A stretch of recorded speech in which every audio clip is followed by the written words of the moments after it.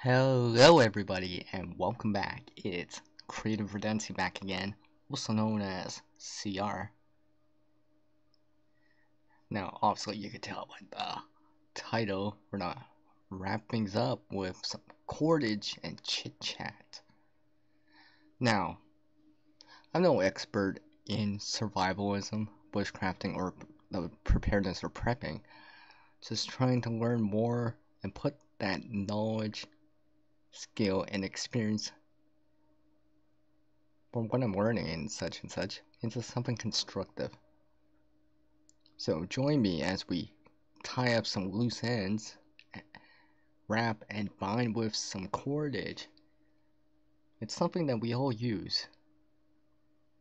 Might not notice it at times, but we do actually use cordage much more than you think.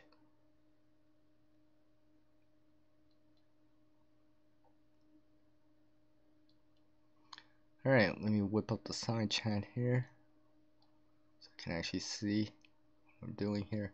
And again, I don't have a top-down view for this live stream. You're not gonna see my face for this one just because, well, because I'm showing more stuff. Examples. You know, some more. You're gonna see the artwork in Ain't Jam on. You're gonna see zipper chains in it. You're gonna see what the Cobra stitch weave. There's so many different types of braids out there. A lot more than I could name. So many useful knots. Bowline or bowline type of knot, square knot, the butterfly knot. I mean, some of these knots have other names too, but I mean, there's books on it and stuff like that. Even something like the SAS survival guide or hand guide, some of them have them. I mean, you use it for like shelter, you can use it for fire, you can use it with water. In theory, it might help you with navigation to a certain degree. Landmarkers, for example, you'll see examples of that.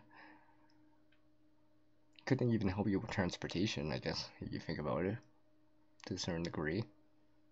You know, for example, again, a chain can be used like cordage. I mean, it goes on and on and on and on and on and on, just like the cordage can.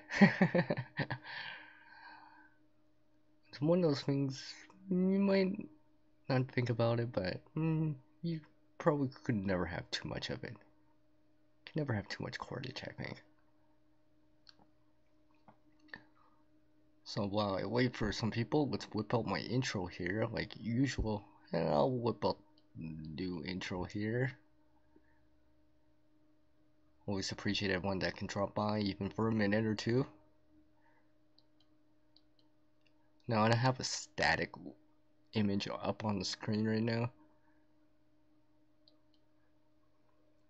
And as I show stuff, I'll probably, well, show it in front of you guys on the desktop that I have here, or like literal desktop here. So I am actually here. Let me just remove that overlay here. See, I'm actually here. Of course, I got the YouTube magnet here, just so as a reference point for me here. So as long as I'm right around here, I'm in frame. Now while I wait for everyone to drop in here, I'll load up my static CR logo here. I actually used to use this for live streams, but I've decided to go more detail, or detail with and of course I forgot that I had the last yeah, I knew I forgot something. I really should remember to change that. I always forget to change my header before I go on to the next video. But I guess you could tell the last live stream was about creation mode. Of course, now it's not. It's about cordage, so should update right now. There we go. Let me just change that out real quick here. My OBS here. Stretch that out. So it's all the way to the end. So it's all the way to the end. Alright, here we go. Now I got the proper title on. I really should remember not to check on that before I go live stream. But that's how it goes when you're live streaming. Just gotta go with it, right? Go with the flow.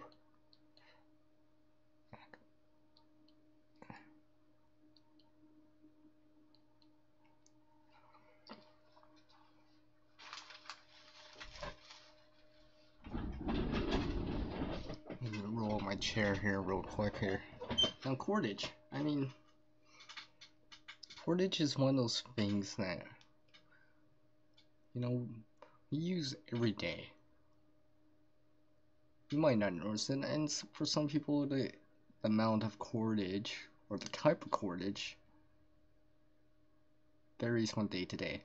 You're not always using, for example, something more common in the survival preparedness and even the bushcraft community is like something like bank line, which is usually tarred, or something like parachute type of cordage usually has like inner strands on the inside. So, you know, for example, again, we'll give examples so you can actually see them. This one of my tins just fell down for some reason.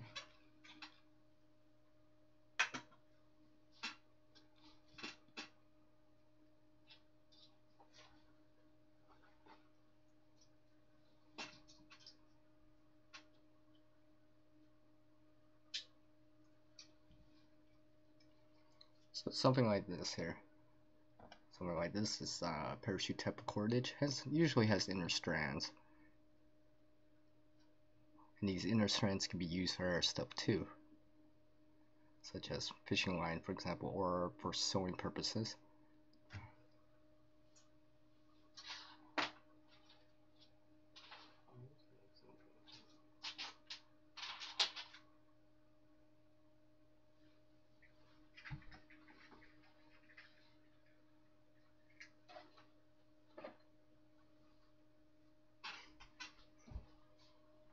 Or I thought I brought out the bank line for it, but anyways, I'll probably see it in the next few minutes here anyways.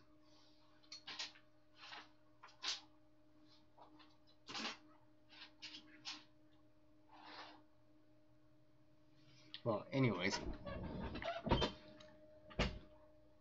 Hello, Gray. Thank you for taking the time to come back in again. Thank you very much. I appreciate your channel support very much so.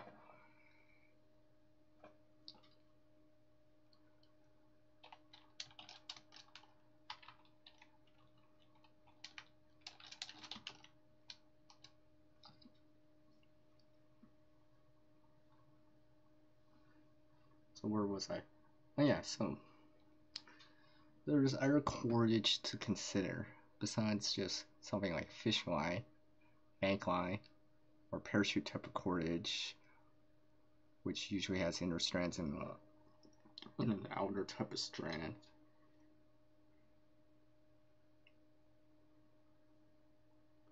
So again, for example, I should bring more examples here. Oh yeah. Use what I had earlier. I had this for a different video, but it's okay. So something like that outer strand right here.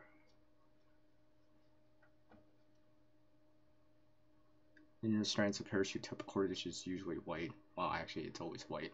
Then you can get, you know, something like parrot tinder from UST Ultimate Survival Technologies that has the inner strand of fire type of cord, fire cord. Usually it's like wax type of jute twine or something like that. Tying cord that usually has that and like a piece of wire inside. But there's nothing wrong with just sticking to normal paracord.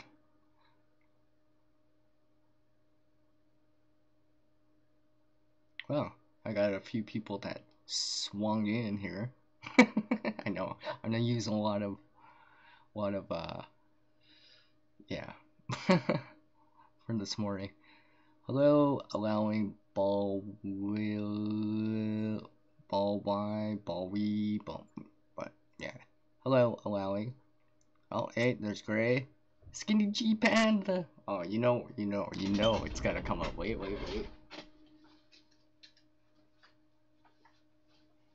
You know I gotta bring this up. Every time Skinny G Panda comes in, I got this ready to go just for her. So let me welcome Skinny G Panda here with an actual picture of a panda that I took a picture of back in like what 96. Wow, actually this picture's like 12 years old. Okay, not 12, 22. I did my math wrong. Yes, lots of puns. You know, anything to lighten up the mood.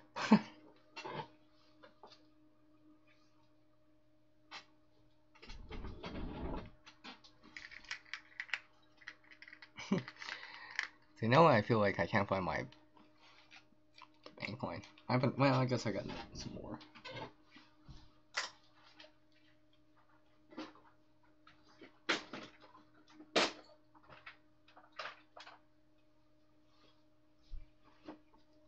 I got some more fuel. So, you know, this is bank coin right here. You know, there's not variations, but there's different numbers to indicate the thickness, I guess. And also,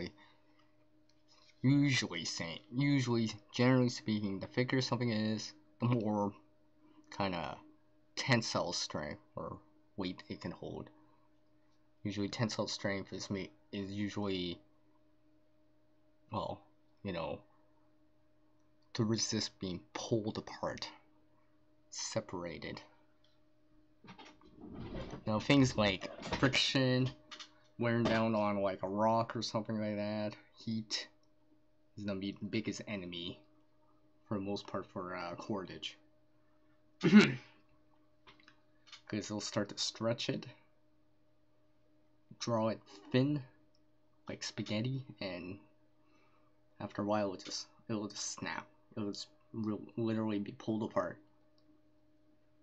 Especially once the weight exceeds the capacity for the cordage to hold the weight. Or a given weight, I guess. Oh, yeah. Here's a wooden spool that I made. You can see the pine sap right there. Just a piece of wood. I've centered it. Now I don't have access to a lathe, so I guess if you had access to something like that, you probably could make this differently or better. But basically, literally I made pardon me. Literally I made a wheel and axle, a wooden wheel and axle for it, if you think about it. So, not too difficult to do. Just don't snap a drill bit. Yeah, because I did the other day. Yeah, that was stupid. Anyways, so with drill bit, drill, I guess, and some wood, and a little bit of trial and error measurement.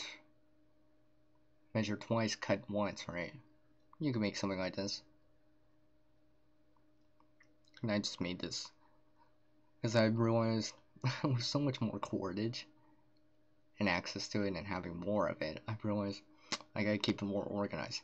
There's one thing, and I'll mention this time and time again about cordage, is especially certain times, certain situations, right? There's two things that I don't like about cordage, and I've tried to avoid accidentally, not intentionally doing, is getting entangled and knots. It is so annoying. Maybe anyone wants to like leave a comment on the replay or leave me something on the side chat. How about give me one as a comment with a date stamp, or on the side if you've ever had to undo a whole bunch of awful knots, or you got your line tangled, whatever it is, fishing line, bank line, your paracord, whatever type of line it is. Have you ever gotten tangled or hard knots in it by accident for whatever reason? I don't know. Someone else messed around with it and I mean, it's so annoying. Especially if you get tangles in the line that's like long. Like a short piece of line like 10 feet, you know, it's not gonna be that bad. But something like 25, 30, 50 feet. If you get tangles in it, it's so annoying because you're gonna take the end, weave it out from that loop or whatever, and untie it, and it's very annoying. That's why I tend to use spools, because it's more organized. You don't have to worry so much about tangles and whatever. And I generally prefer spools, usually round,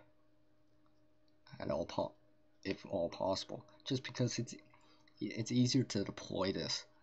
So in a time of crisis or need, you're not worrying about tangles, knots, stuff like that. You know, you might be able to bypass it or even cut it, but I mean, those also have their own drawbacks too. Because you don't want to have this awful like loop inside of whatever, like let's say if it was bank line, well maybe not bank line, but a parachute type of line. Okay, maybe not, okay, but let's say for example it was that, and now you needed 10 feet, but it won't stretch 10 feet because you have this awful looping on the inside of it, or within it, or in the middle of it, and it's making the overall length not 10 feet anymore, but 8 feet. You need 10 feet to put that ridge line up, right? So now you gotta make a choice. Do you cut it, try to like join it with like a square knot, or do you try to undo it, or undo that tangle? For most people, they'll try to undo it, undo the tangle, undo the knot. Anyways.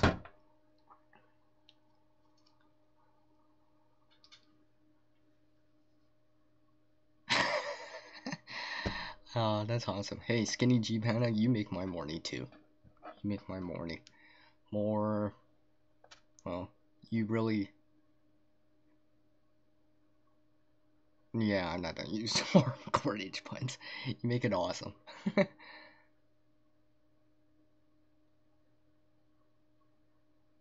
Oh, really? Oh, so you guys, oh, okay, and Grace saying one on the fishing line. Okay, okay.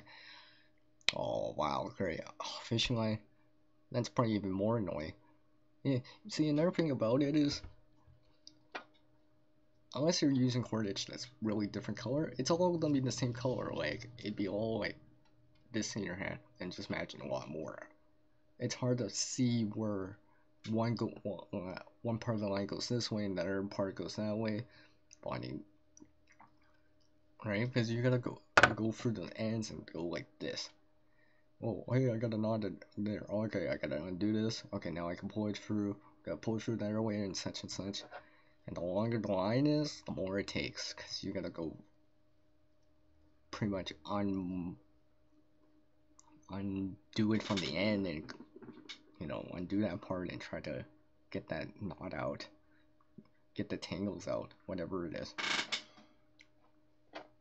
And the thing is, about even like new line, like let's say you go out to like, you know, a department, not a department store, but like a major chain store of some sort. And you decide to buy some sort of, you know, rope cordage. I'm gonna use paracord as an example. You know, let's say you go out and buy that paratinder from UST from like Walmart or whatever.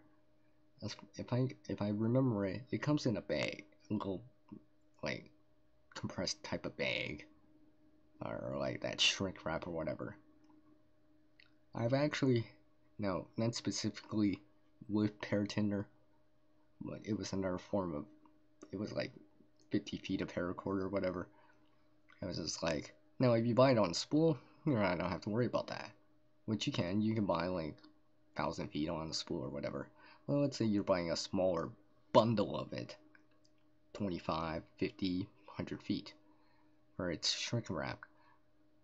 I've had that tingle on me on the first time trying to undo it. I'm like, oh my gosh.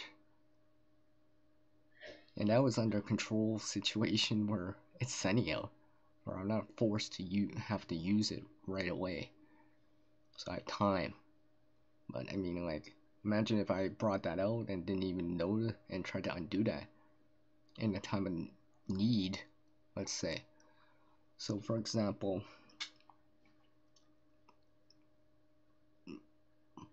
now I know it's summertime, but for anyone that's ever been out on the lake in the winter where it's frozen, you know, that chance of falling through ice, for example, where something like cordage rope would totally be useful for obvious reasons. Now imagine that, and you had to bring out fresh cordage, not on a spool, not braided, not doing that figure eight type of thing, but just in its original packaging, and you didn't check it, and it tangled on you, or whatever. Wouldn't that be very annoying? It might raise your stress level more, and you know, other things might happen. Where if you had it in a quick release braid or something like that, or spool, so like, here it is. So a spool like this. Now this is a flat spool. It's not round, so it's not that the line's not that come off as easily as fast. But even if you just had it like this, ready to go, right? You wouldn't have to worry about it. Now, generally speaking, if you use a spool like this, or something more round like a bobbin, or like for fishing line or whatever, usually it's going to increase the weight slightly and the bulk slightly, just because, well, you know, to have that little bit of organization, you know, you don't have to suffer for a little extra weight. Not much in this case, but maybe bulk. Of course, you can get those ones with the line cutter with the lighter and such and such. So let me just put this away here real quick. Yo, James, what's up? Big Mac's in the house. It's a Big Mac. Just kidding. What's up, man?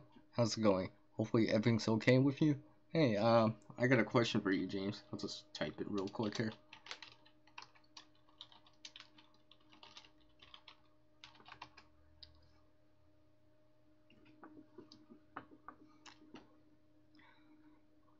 So while you answer that, let me just see.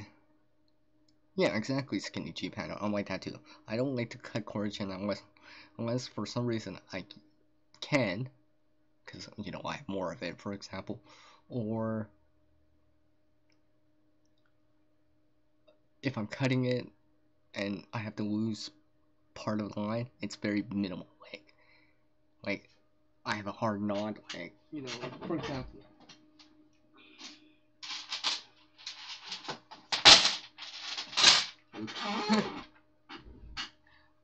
Sorry about that. So, for example, if I had to cut this, let's just say there's a hard knot in there, right? Some sort of, I don't know, overhang, knot like this, whatever, you know, something like this, for example. And, you know, let's say, I know I can get this out, but let's say if I couldn't. I don't mind if I cut this much, because it's not too much. As long as the waste isn't too bad for me. Hey, that's awesome to hear, James. That's awesome to hear. I've been meaning to ask you about that for a long time. That's great.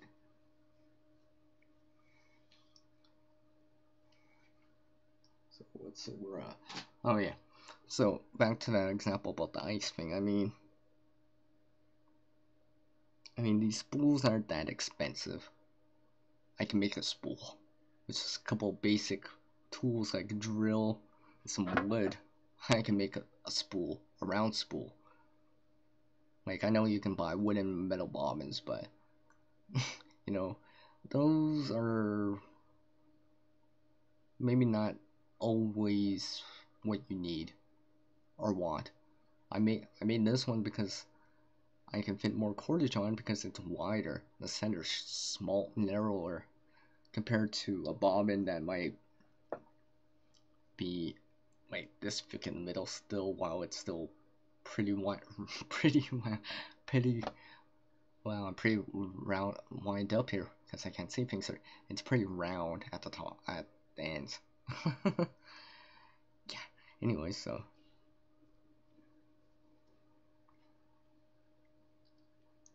just something to keep in mind. And another thing which I like about spools much more is that if you're not cutting it, for example, like how I was saying, if you didn't have to cut it, let's say, for example, you're making a ridge line going across for a shelter with a tarp, for example, or anything similar to that. Let's say you already got tie down points, preset lines, because you thought ahead in advance. And let's say you're like, oh, the trees are further apart than I thought. Instead of being the normal 10 feet, it's 15 feet. You know, hypothetically speaking, because it's the only trees around that are close enough, the shelters area is better or whatever. Well, the thing about on a spool, round or on spool type of thing like this, is if I had this on here, I can just use as much as I want. Since I'm not cutting, I could just make like a knot in here or use one of the gaps to hold it and, you know, do all that fancy knot tying thing. And afterwards, when I don't need the ridge line anymore, undo my knots and just wheel round this round, roll this back up, roll that cordage back up. So not only does a spool like this or like this make it easy to deploy it, to use it in the first place, it also makes it easy to put it back on because it's more round, so it's easier just to wrap it around again, if that makes sense.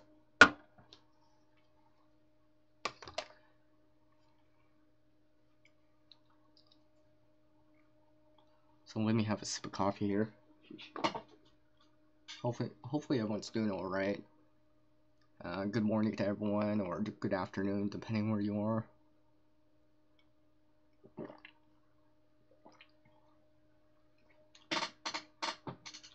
And like I always say, I appreciate everyone that can drop by the live streams. And if you're watching the replay, you know, thanks for taking time to rewatch it. So anyways, I don't want to tie everyone up with mumble jumble, so let's keep going on with the puns, right? So there's more type of cordage than just fishing line, bank line, parachute type of cordage. There's, cordage probably started back, you know, prehistoric time, you know, Stone Age, with cordage made from plants. Now, I haven't gone into that as much. I've tried it out, practice. I'm trying to understand it with the plants around this area. What you have in your own local area, obviously it's gonna be different. You know, obviously not everything can be used, but you know, some things can be used. You know, for example, roots, for example, can be used. They bend, could be tied. Now I don't have the example because I can't find it, but I actually have one not of roots, but I think it was a sapling or whatever. I put the Arbor Canadian jam knot in there.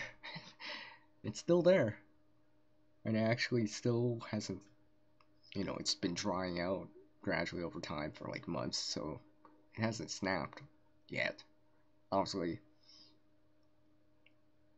something like that's not to hold as much weight as like bankline or synthetic or man-made cordage like bankline or paracord, for example, or be as thin as like fishing line, monofilament, or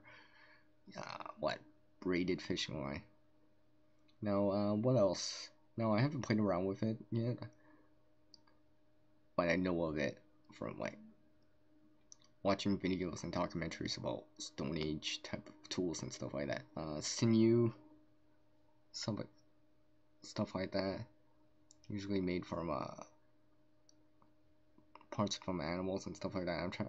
I don't know it well enough, so I don't. Other people probably know it a lot more, or you know more details. Usually they would be used, that type of cordage would be used for like binding like an arrow to the shaft,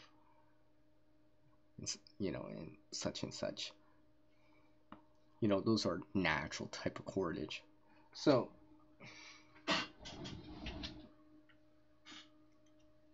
where is it? Just had it. Oh, here it is. Now, technically this is actually natural cordage right here. I'm trying to remember. I'm trying to remember this right now. My friend gave me this. I'm trying to remember. It's not. I don't believe it's sweetgrass. No. I'm trying to remember. But for what it is, I mean, this is natural. I mean, this could be a vine too, if you were in the jungle, for example. But it could hold some weight. Now, if I started doing the whole folding, twisting thingy that you would do with natural cordage, or to make natural cordage, and you know, made it thicker so it's not just one piece, yeah, obviously it's gonna hold more weight. And the amount of cordage one needs just depends on the application. Some things you need more to tie with, or it needs to hold more weight, so you need a little bit more cordage. Such.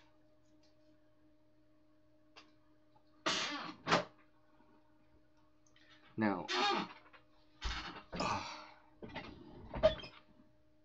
our type of, per se, more natural type of cordage is going to be like jute twine, for example. Now, jute twine is, well,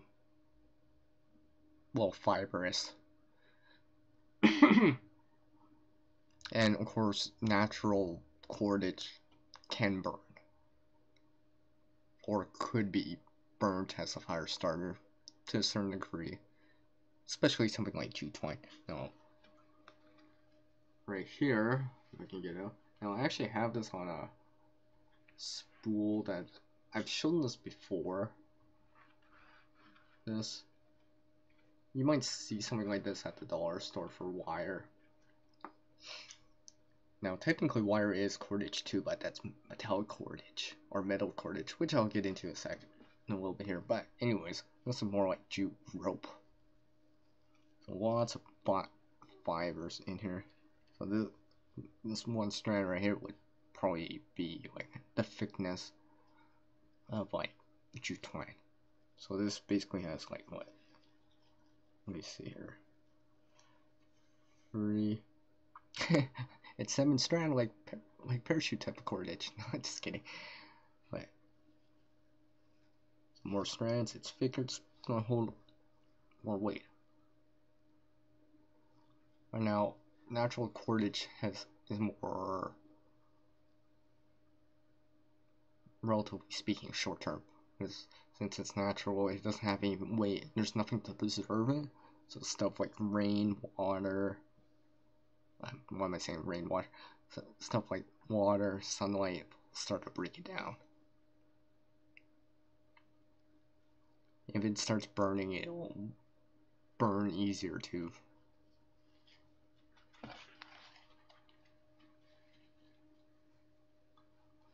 So while we talk about natural cordage, let me know down in the side chat or in the comments if you're watching the replay, how much have you played around with natural type of cordage?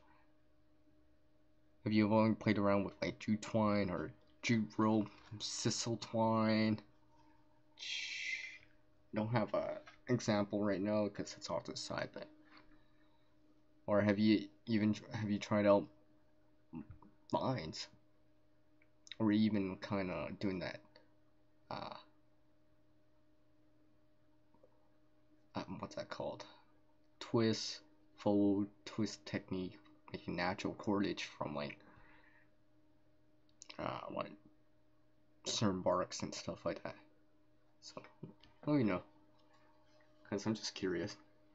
Like I said, I haven't played around with making natural cordage as much, although I'm trying to get into it. I mean, vines are pretty self-explanatory. Saplings, pretty self-explanatory. I mean, like, not that difficult. And this whole folding and twisting isn't too difficult to kind of understand. It's more trying to find the right materials that will actually hold weight, have some sort of tensile strength, that can actually bear some weight, or whatever it is. And usually natural cordage has the tendency, well, usually has less tensile strength than something more synthetic or man-made, like paracord or bank line, for example, or even fishing line.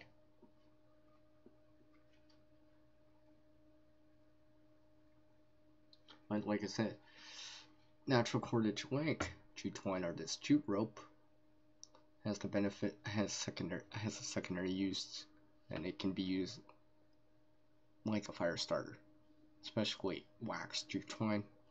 Wax jute twine is pretty good. Even takes a spark from a dead lighter, which I've shown before in a different fire kit video.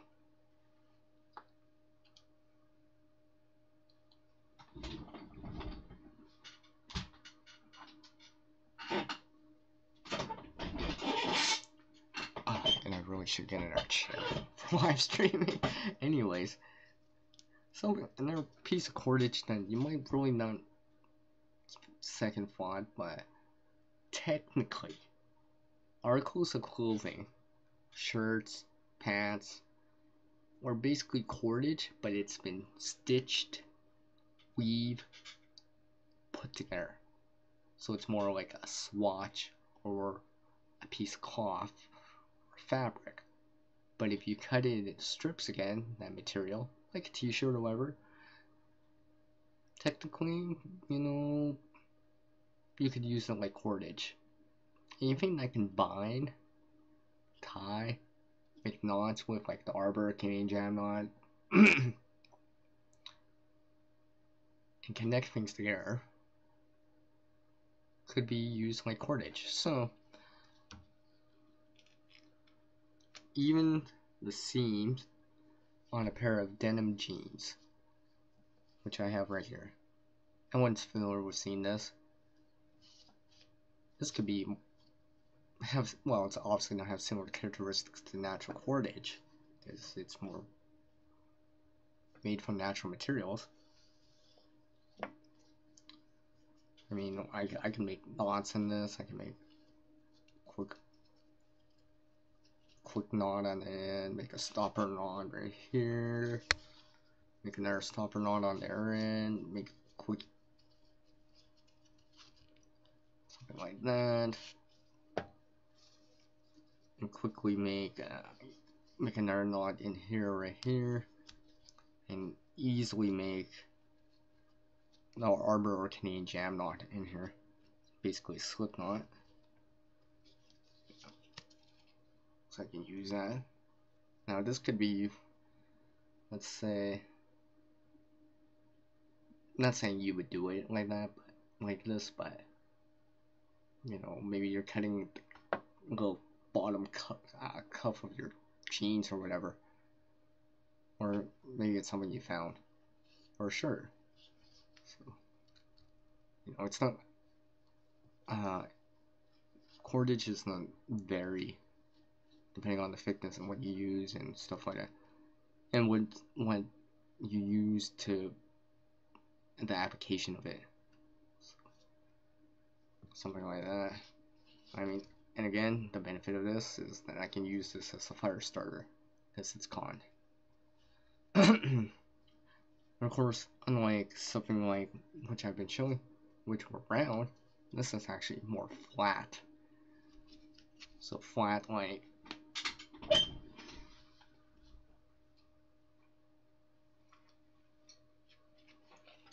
webbing. Now webbing, actually, I would consider this as cordage too. It can tie. I can make knots in it.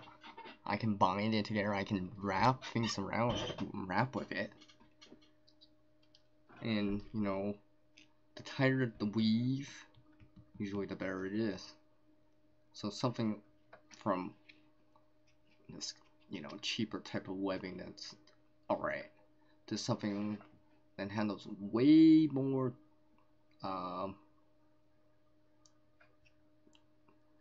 stress. And for most people, this is the type of cordage that you would interact with like on a daily basis, aside from something like your shoes, like your vehicle. Every vehicle's got seatbelts. That seatbelt type of webbing, it's similar to this, but stronger, better, tighter weave. It's meant to help you, save you, really, right? Slow down the impact so you're not crashing into the front of the dash or whatever. So it slows you down and stuff like that. I mean, we all have to, we all put one on, we all interact with it. It's that kind of cordage that, we all use, take it for granted, but, in an accident, that's literally saving your life there. And sometimes I'll scrap that type of cordage. Usually they say if it's been in an accident, it's a little bit weaker, but if you're just using it for something minor, it's not so bad. So, as a segue to connect that with the next thing, yep, I'm using that.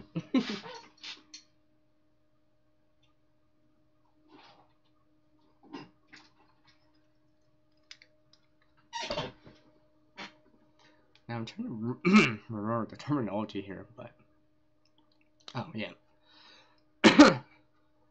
Here is a 3-point harness right here, or bucko, or whatever. I actually scrapped this. Not sure what I'm gonna do with it, but so, actually, I guess it would be 2-point, or is it a 3-point? Oh, anyways. So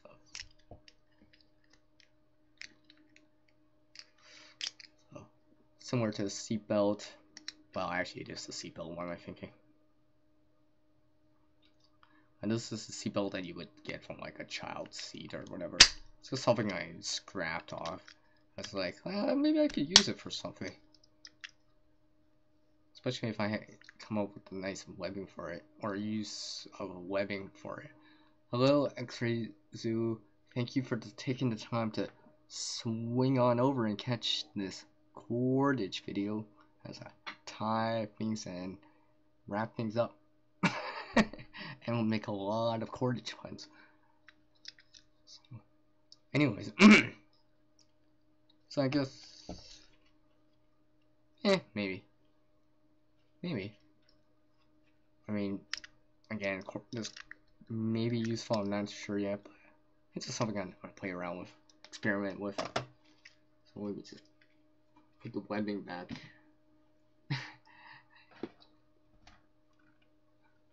Now I actually have, I might have mentioned it before, but I actually have a bin that I keep my cordage in, because, one of those things about preparedness is try to be organized with it.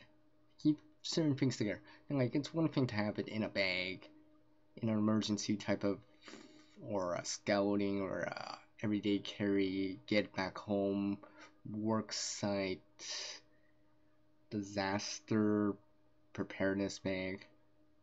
But when it's not there, I try to keep it organized, just so when I need to go find it or I need more restock or whatever, I know where it is. Because that's important. Because or else it just be all over the place. You'd be like, oh, I thought I had this paracord over here. I thought I had the red one over here. No, it's over here on this other bin. No, I don't do that. I actually keep the cordage together. And not only do I keep my cordage together, I keep it together, relatively speaking, in the same type of cordage. Relatively speaking. So, I'm using bags or boxes just to keep it together. I keep the paracord together, I keep the bank line together, and stuff like that.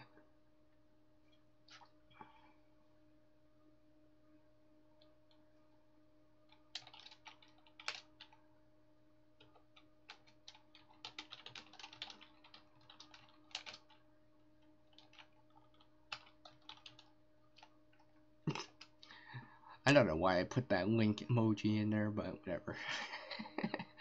I figure I might as well use something.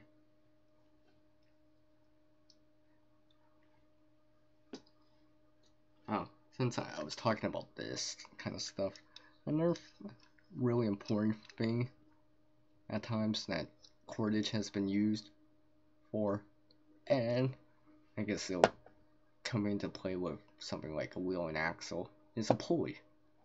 A pulley changes the force of direction, and you have to travel longer, but the amount that you have to lift is less. But in exchange, you have to carry it over a greater distance. And there's a blocking tackle that combines everything together and yada yada. But I mean, like, even something like that uses cordage, and that gives you an advantage. Especially if you're trying to lift something up in a tree, for example. Or lift something up high. And of course, you'll see that in modern landscapes with like cranes. They're used to carry like big steel not pillars, but railings and stuff like that on the high rises and skyscrapers and all that stuff.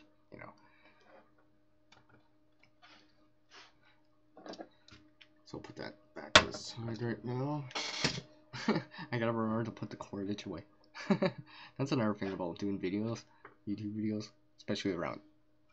But it could apply to anyone else, but you gotta make sure you put that stuff away. Put it back. Put it back together. Put all that stuff back in the bag and whatever. Especially if it's important type of bag, like an emergency type of bag.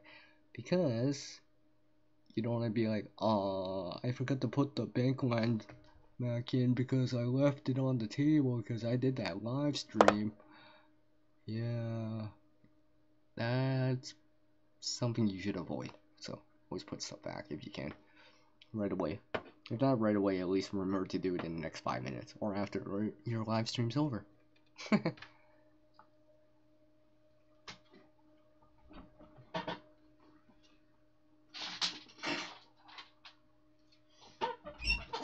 So since I was talking about more natural cordage earlier, here's some more things here.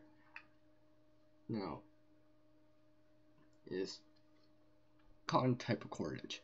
Now, this kind of cordage, yeah, I know you can buy cordage and stuff like that.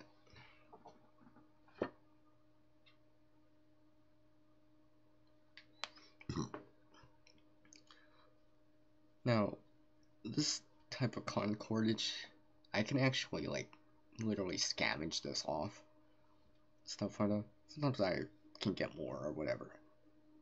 Now, a little bit different. I mean, obviously it's unburned. You're afraid of you probably could strike a fair rod on this. I mean, this kind of stuff, if it's infused with wax or whatever, it'll burn longer and hotter, and release a lot more heat. I mean, you fray this up, hit a ferro rod, sparks from a ferro rod on it, or open flame like a match or a lighter. It's not burn. I mean, you can. What's it called? I've tried this out. I haven't committed one to it though. But you might have seen the metal tubes, like a copper tube or whatever, and people submerge something like this into like wax or whatever, put it through that tube, and kind of use it like a fire starter. Because as soon as you pull it back away from the hole, right, so it'd be like this, the flame would go out. I've tried that out, it does work. I just haven't committed it to any kit or anything yet. So I just have a bunch here. Now another thing something like this could be useful for is, everyone's familiar with a wick, or from like a candle. It's also known as what's it called? I believe the term is capillary action, or a scientific type of term. But basically, basically you can use this to move water, because it's cotton absorbs moisture very easily. I mean, this has been known to get a little drips of water from like a cliff or whatever. You have enough of it to pull it down to one spot, so you have a container at the bottom, and it's just dripping in. This could also be used to, and I've tried this out with cotton cordage before, two different wires. Well, not with two different wire sources, but with one that's dirty and one an empty one. You can use this as similar to filtering with like a bandana. Let's say you didn't have one, but you have cotton cordage, and for some reason you can't use the shirt off your back or whatever. I don't know, for whatever reason. I mean, I've tried it out. It can work, but it takes a little bit of time. I mean, this stuff can be charred too, since it's cotton to be charred. Has its own characteristics that are a little bit different from like char cloth or char punk wood. Oh, hey, thanks, Gray. Thanks.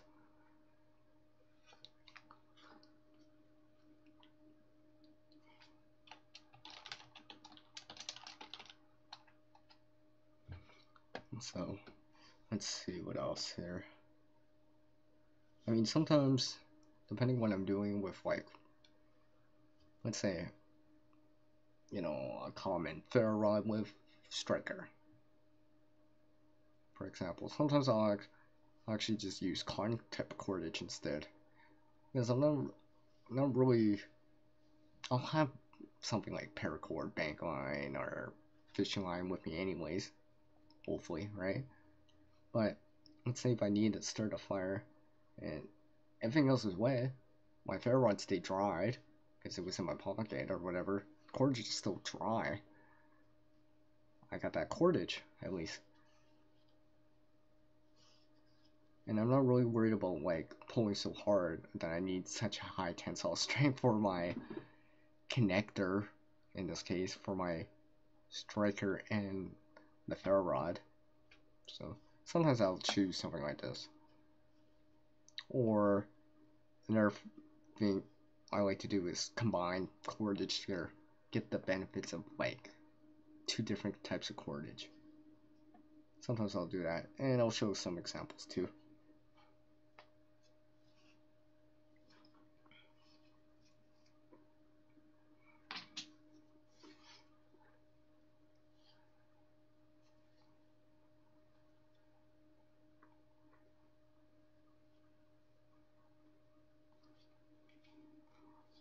So here's a question for all you, as you see all this cotton cordage. This is all white cotton cordage.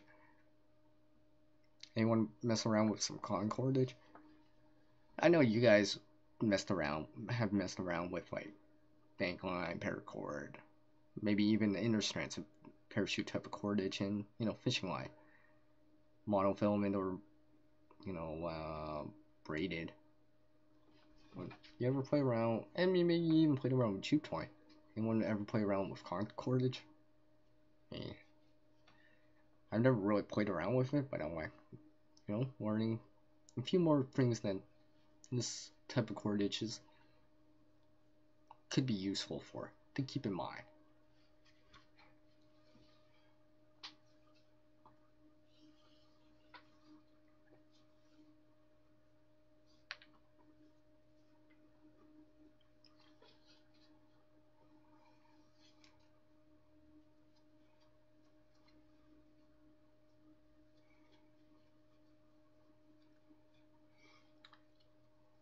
Now here's another type of cordage right here.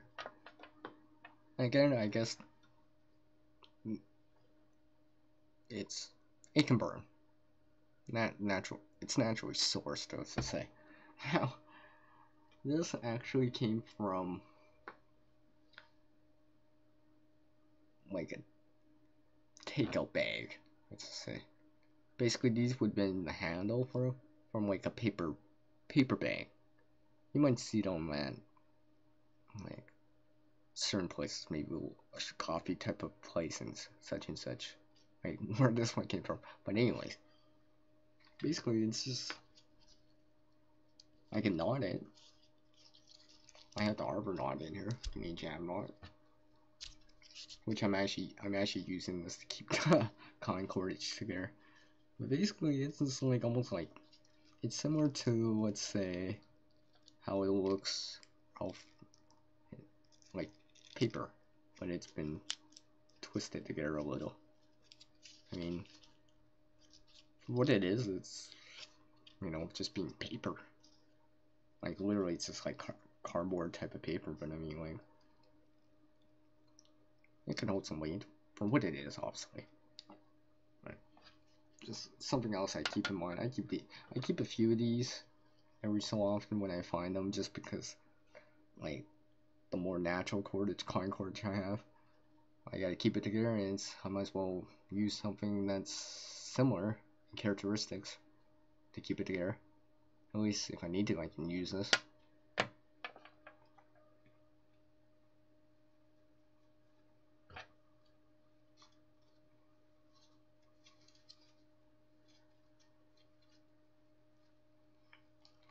So,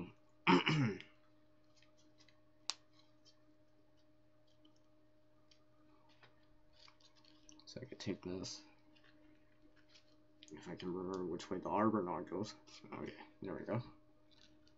So I can keep that here. I haven't done much to this, but, you know, little sections come off. So I better get that back in here. And this will probably go back into the natural cordage section that I have my cordage in, you know, to go along with like jute twine and stuff like that.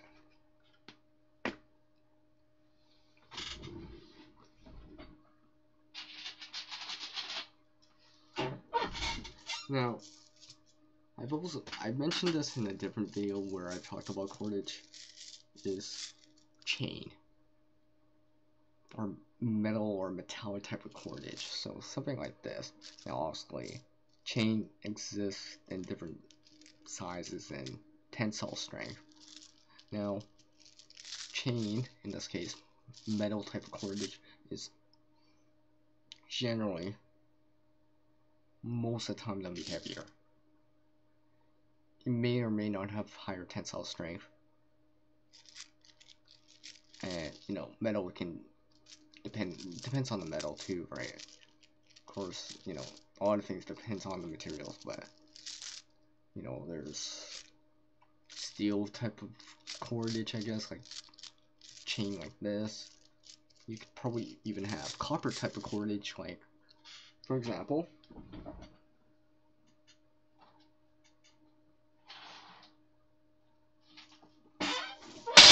oops, in some sort of like electrical type of wiring. There's copper on the inside. Now obviously this is the outer shell of it, so this could be used for similar to cordage. Because I've actually scrapped the copper on the inside of this, so I might as well use this for whatever, right? Use it more as disposable type of cordage. Something I just need something quick to tie with, something I can use, right? Don't want to use something like bank line just because I'm throwing it out, literally speaking, just because I gotta tie a bag or whatever. And something like this might do. But there's our, like I said, there's our type of cordage, like metallic type of cordage. So that could be, like I said, steel, copper wire, aluminum type of wire. You know, and of course, one of the major benefits to this, no, it's not a drawbacks. Like I said, usually it's gonna be heavier, and it may or may not be resistant to water, salt water, and corrosion. But generally speaking, unless your fire or heat source, or if you're using concentrated solar thermal energy, unless it's really high, the temperature, unless it's really high, metal chain type of cordage is going to be pretty heat resistant. So you can use that with like pots and stuff like that. A bale on a handle, for example, for like a pot. I mean, something like chain would be way more useful in that case than, you know, standard fishing line, paracord, or bank line, because you can't use it. Well, you might not want to use those because those will melt. Chain, wire, metallic type of cordage like this it's gonna be more resistant. It's not gonna melt right away. It's not gonna give right away. So you'll be able to then pull that wire with no care in the world because you're using chain and not paracord, for example. Not worried about getting it too hot, or in that case, because you're using chain, you can make the fire hotter. Where if you were using a paracord or whatever, you'll be like, oh, I can't make it too hot. I don't want it melting. I don't want my hanging tripod that's slashed at the top and hanging with a piece of paracord to get too hot that it melts and that water I'm trying to boil puts out the fire. Because that would be bad. That'd be a bad way to go. So, metallic cordage, chain, stuff like that.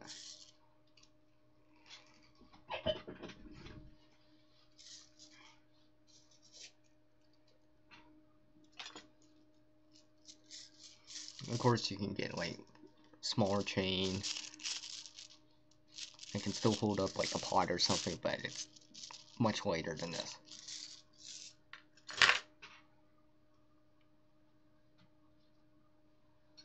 Now, for anyone that's been towed before, or even stuck in the snow,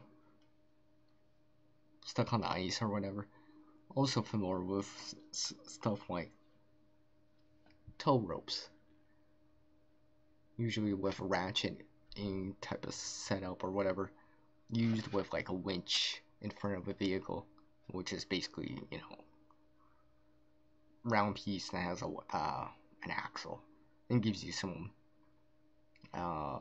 pulling power. I mean, a lot of this stuff, depending where you get it or whatever, is enough, you know, to hold more than a ton of weight. You know, easily can pull a car out. Now, usually when you're doing something like that, alright, so if my thumb, let me see here, hold on a sec. So, if my thumb, let's see, right here, was the vehicle I'm trying to pull out, and this right here is my lead, or someone that's helping me here. You're doing it, you know, you're tying it around the axle and stuff like that or whatever. Make sure just pull enough away so it becomes slightly tight, and slowly pull away, because you don't want it going too fast, because that snapping action, well, you know, it could break from that snapping action. Like you snap something like this, it could snap, let's just say. cordage can't snap. Now, I've seen people use like extension cords to pull people out. So, I mean, technically that's cordage. I mean, that one unfortunately has like some sort of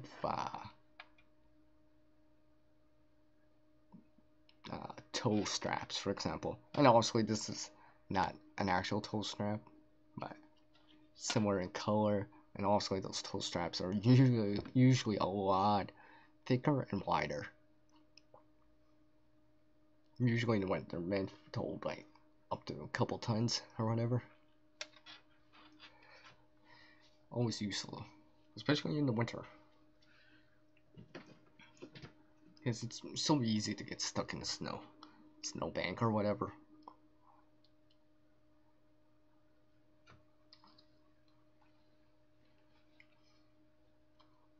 Alright, so let's tie some more stuff in.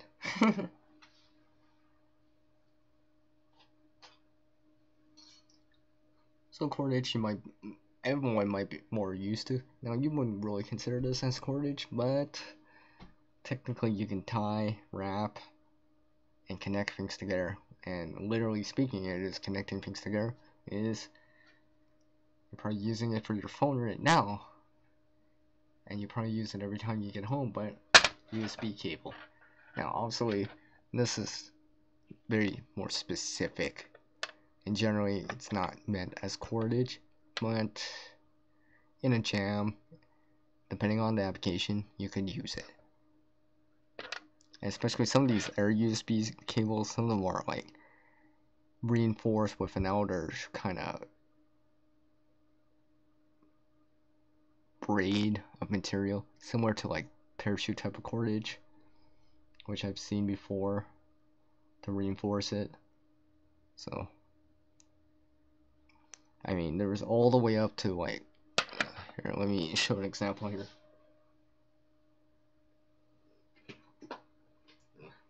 I thought I had it, but I actually have this HDMI cable, high definition media interface cable, that has nylon braided around it. Now, also it's thicker, but you know, along the same lines.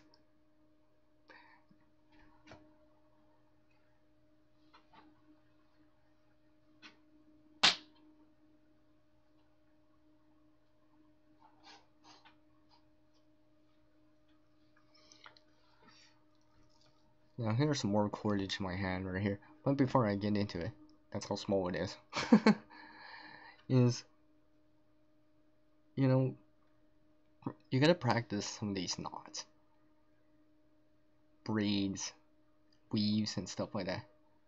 I mean, sometimes at first it's difficult. You might not understand it, even with a tutorial or book in front of you, or even someone telling you or showing you. Sometimes it's just like you gotta get over that learning curve, or once you start to understand it, it's just like, oh, it's so much easier than I thought. Then you start realizing how useful cordage can be for a person. So here's some more cordage right here in my hand that's been literally reused right here, because I have access to the material. But this is actually braided, of course. This is more what I would call plarn, or braided plarn. That's P-L-A-R-N, which basically is more of a slang term, and that really combines plastic, yarn, plarn. And I actually do consider this as plarn to a certain degree, just cause. Oh, here's a contractor bag version right here. Oh, look how much bigger that is.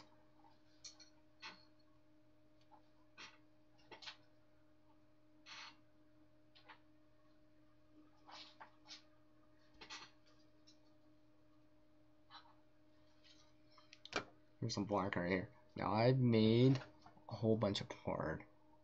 Well, it's braided into the zipper chains in it, but I mean, those are 2 things right there, which I decided to do.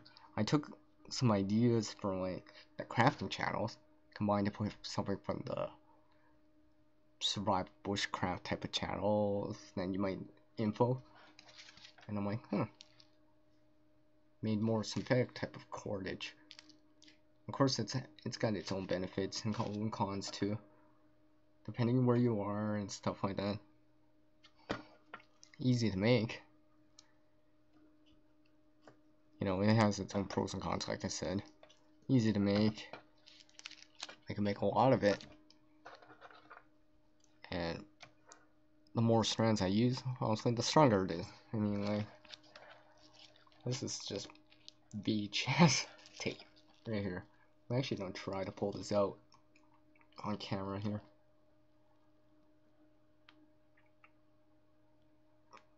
Just to see that I'm actually, there's tension in here. Oh jeez, I think I would need a little bit more power, or use like sticks or pieces of like metal tube to try to pull this apart. This is actually harder than I thought to do. I've never actually tried. Now this has 4. Is it 4? Yes, it is 4 strands. So 2 strands braided, loop over loop, in, you know, inside it all. So I have no idea what tensile strength is. Well, let's just say I'm breaking a sweat trying to break it, pull it apart. Anyways, now with this, I find this is actually hard. Not hard to do, but it's more time consuming because you have to braid it, especially the longer amount of line you want. You know, something like these contractor bags. Now this contractor bag, which I've shown this before and stuff like that, this contractor bag had holes in it and such. It was already used for stuff, so basically I was using it for like the 3rd or 4th time after it was used for its primary use. I was like, might as well use it. I'll braid it. I've never braided. This is the only contractor bag I've ever braided, and it might be the only one. Hopefully I won't have to do it again. I mean, it's like pretty thick. Let me just, it's pretty thick right there. I mean, like, let me bring out a lighter here or something. Here's a normal big lighter. Of course, I got some cordage on there, which I'll show again too. It's as thick as a lighter, as a big lighter, relatively speaking. Especially if it's round. So I have no idea the tensile strength, but it's gotta be fairly high for what it is, I guess. Obviously, now plastic stretches, so right, so. But because plastic stretches or vinyl stretches, you can also braid, use trail marking tape as cordage. Now, trail marking tape is going to give you that advantage of you can cut it, use it as markers and stuff like that. You can also braid it like this right here, blue. You can see that I have the Arbor Canadian on in there too, because it's more of like vinyl type of material, plastic like, it'll stretch. And yes, I have actually broken a line of this fit before by accident. So, but if you have one long enough, you can actually use it kind of like an exercise mat, like those elastic type of exercise type of bands, which I would actually consider cordage too, to a certain degree, because it is like a piece of line. You can make knots in it and stuff like that, and connect things together. Hello, Sue and Plymouth. Since you guys came in on the same time, always a pleasure. Always a pleasure to see you guys come in. So much so that I gotta say something.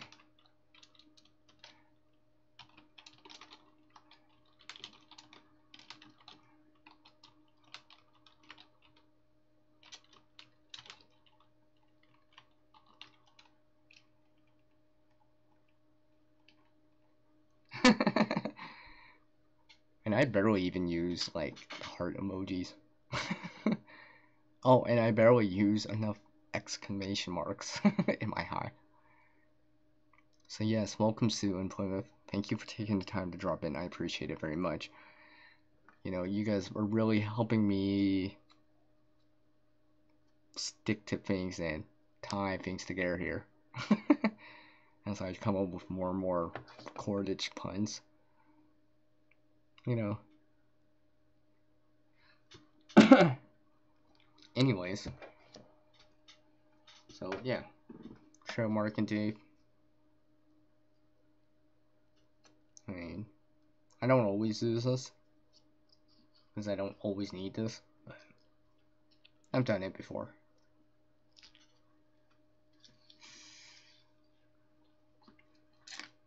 Now, here's clear vinyl.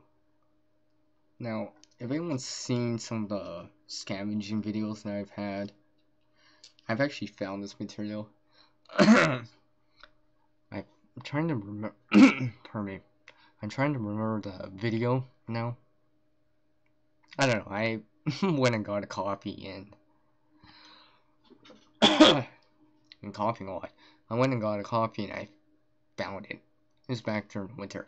But anyways, these similar to like the seams on like denim jeans. Similar right here. So I guess this could be clear type of cordage, thin. Maybe something to wrap around or something like that. I don't know. I'm not sure exactly where I'll put this or even use this, but it weighs next to nothing, really. And if I need something that's somewhat clear, I got that option. And it's not thin like monofilament type of fishing line. Let me put that back in my cordage drawer here. Hello, Greyman. Hi, GMO.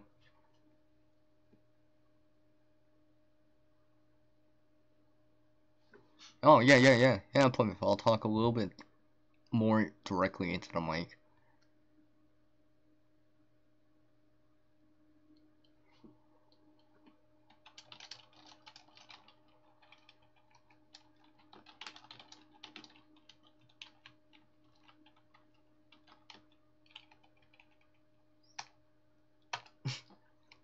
Might as well use that sunrise emoji here. Oh, as you can tell there, my bank line just rolled right by. I guess I'll say it as again. I gotta, sorry, give me a sec here. I gotta use my YouTube bank in here so I can actually stay in frame. Okay.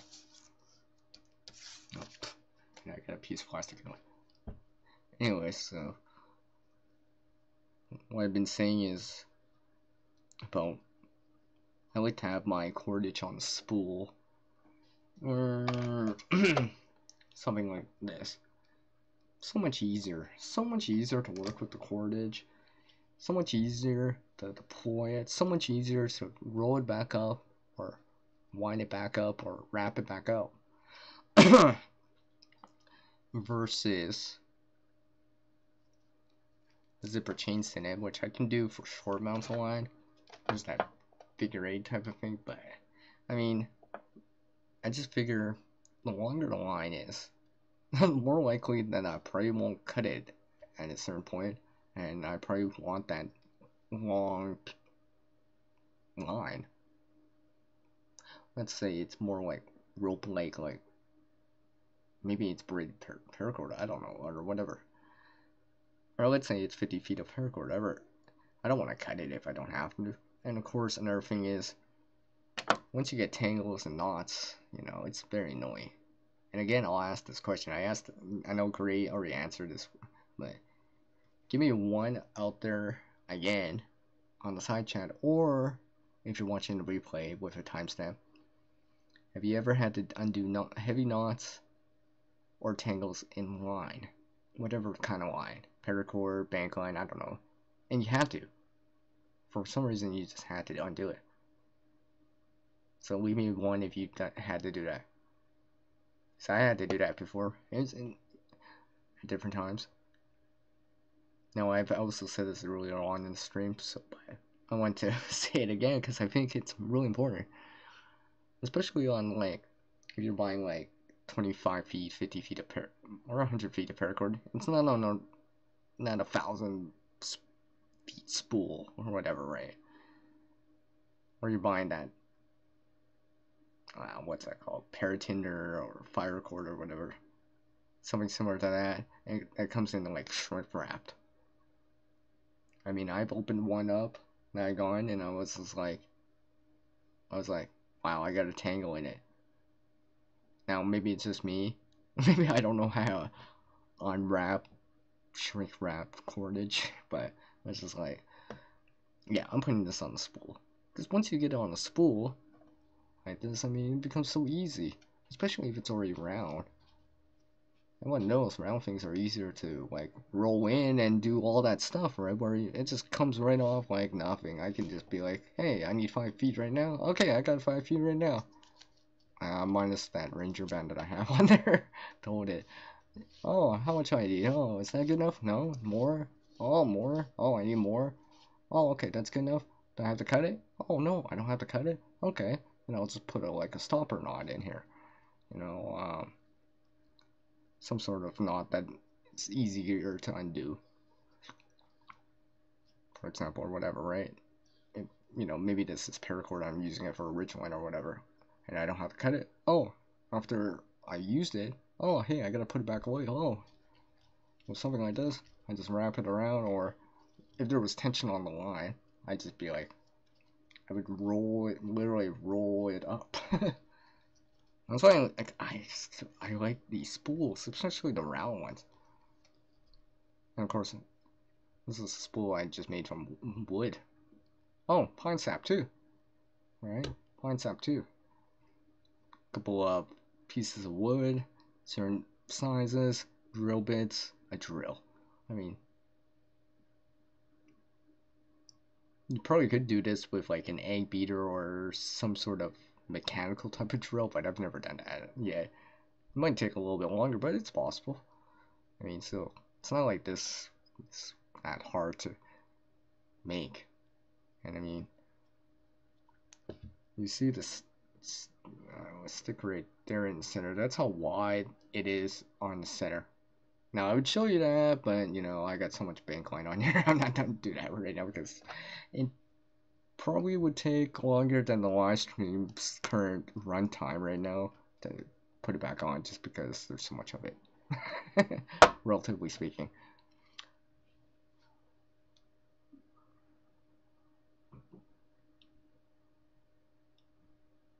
Hey, no problem, Plymouth. No problem, man. No problem.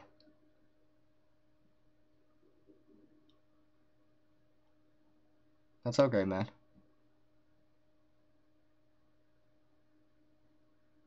Hey, leave me a 1 currently right now if you can hear me, 2 if you can't.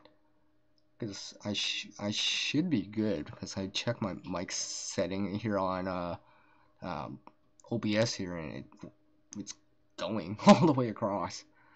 So unless things aren't working well, so right now here, let me turn off the lights here so because it's actually daytime right now, so I don't technically need so much lighting. Yeah, it should still be good.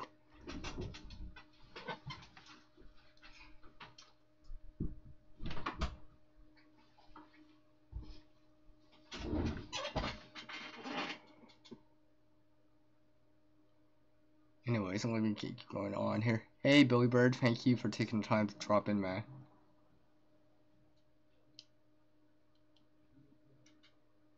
I should be up quick.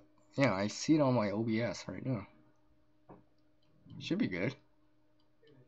I should be, yeah, I should be good right now.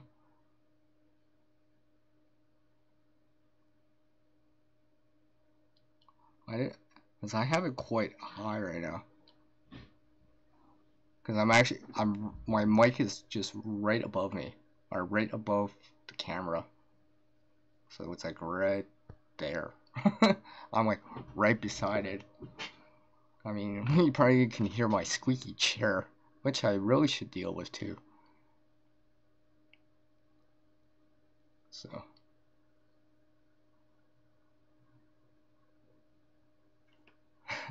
Alright, I'll talk louder. It's because it was early in the morning.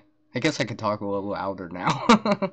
So, where am I here?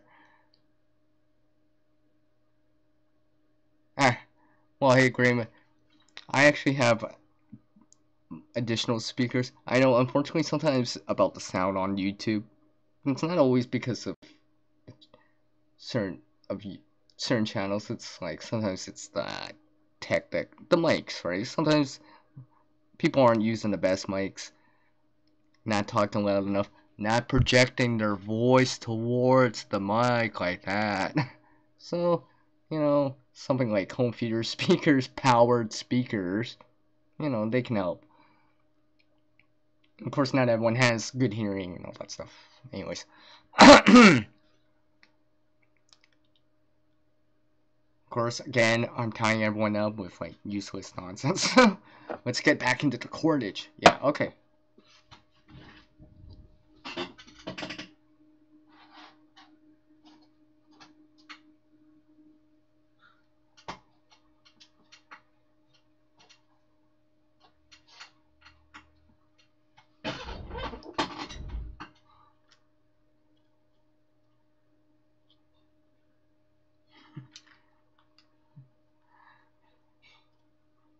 Anyways, coming back, I guess I won't.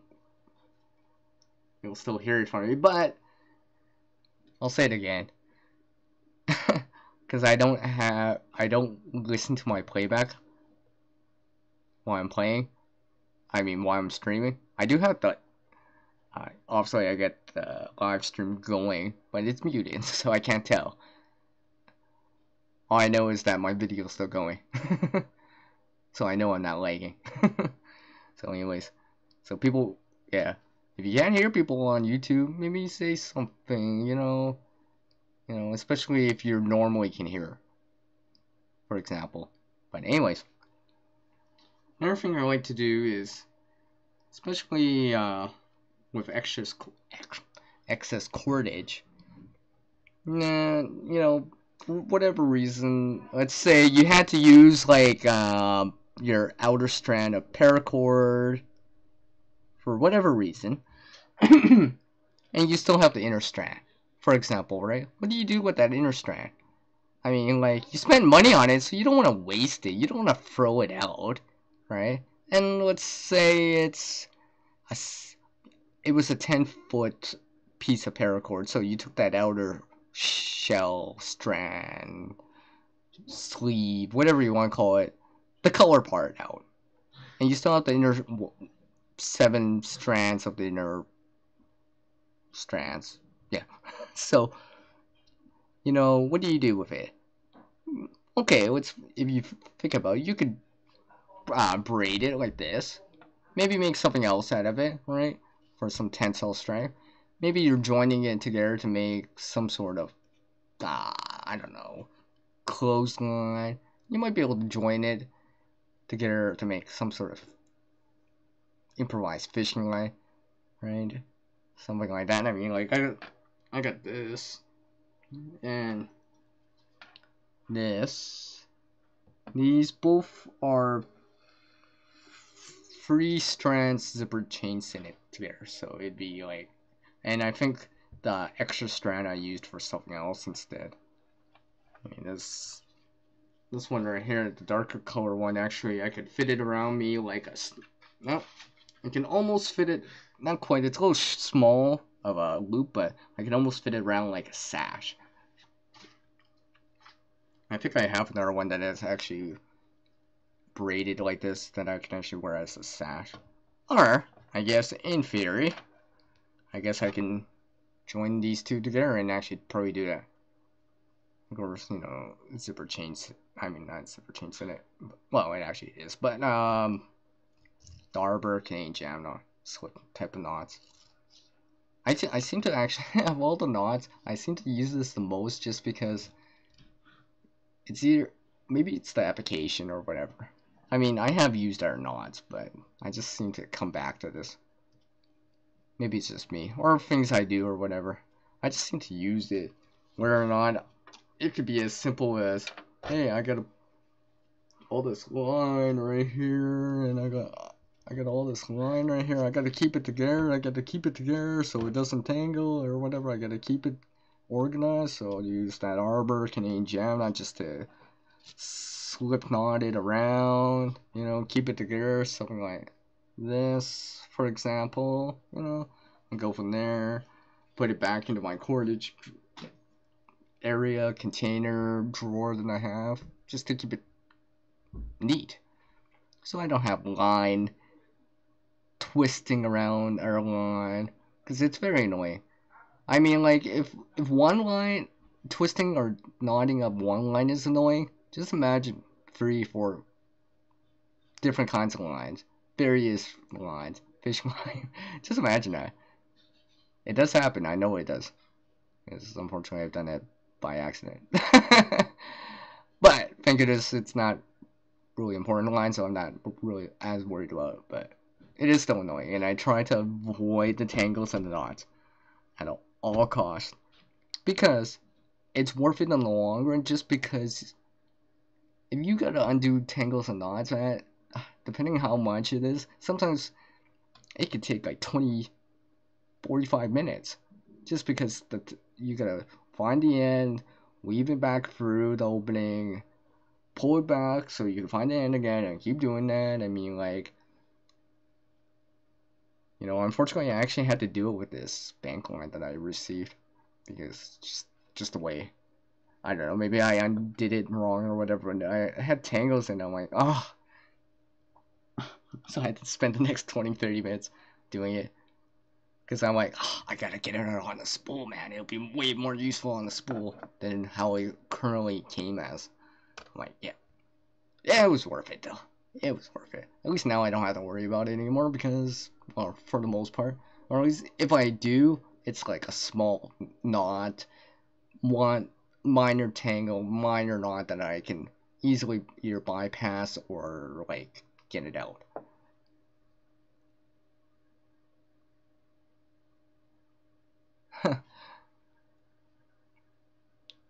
Let me just see what you guys are talking about. Really, Billy?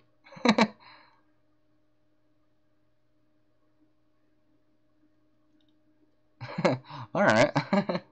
Alright. Anyways. Coming back to braiding, I mean, like, even just practicing it. Like, I actually practice it. Now, obviously, now I know this a lot better now. You can do these knots, braids without even looking. Like, you could be like, speaking of which, actually, I'll probably, yeah, I'll do it in a sec here. But if you can do that, that means you can multitask.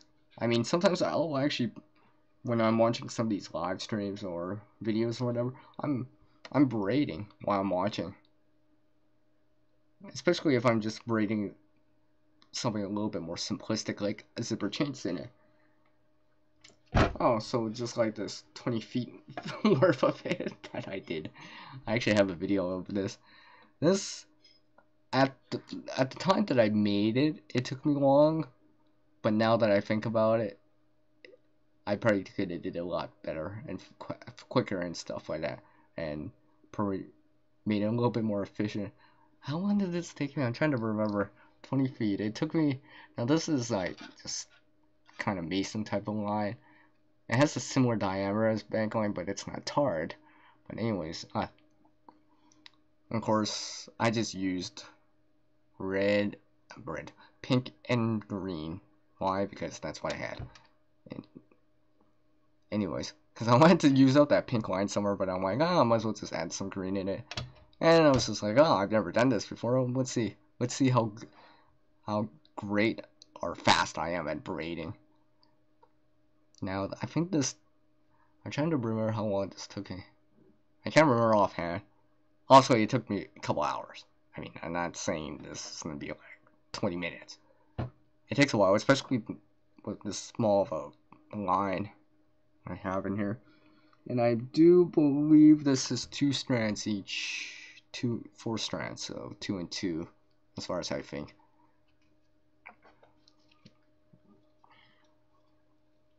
Now, Plymouth is still in here. He's in the times that I've talked to him.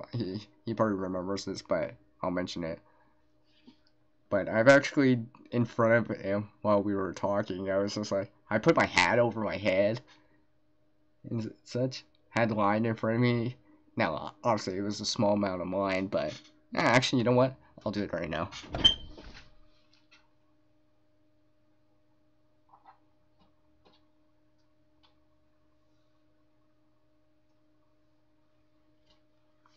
Now, this is small amounts of line right here. So it's not like we're doing a lot, but, you know, I was just in front of him, and, like, I'm not even really looking at it. Like, I probably could just have the chat open. Oh, I should maximize the chat. Stuff like that. And just start braiding. Just start braiding. Now, honestly, this is just a simple zipper chain in it, so it's not as complicated as like something like well, not saying cobra stitch cobra weave is complicated, but let's just say it's simple. This is just when I'm doing a wad, or if I'm turning yarn into cordage or whatever, you know, I'll just do something like this just because it's more simplistic. I don't actually have to watch what I'm doing once I start doing it. Which cordage is pretty, Billy Bird?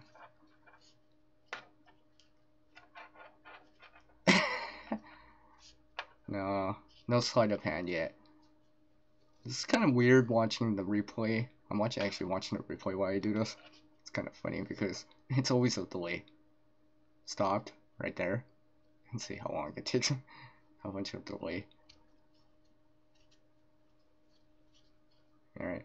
Now, one of the benefits of the zipper chain it is, now let me actually like get this, make sure I'm in frame here for this.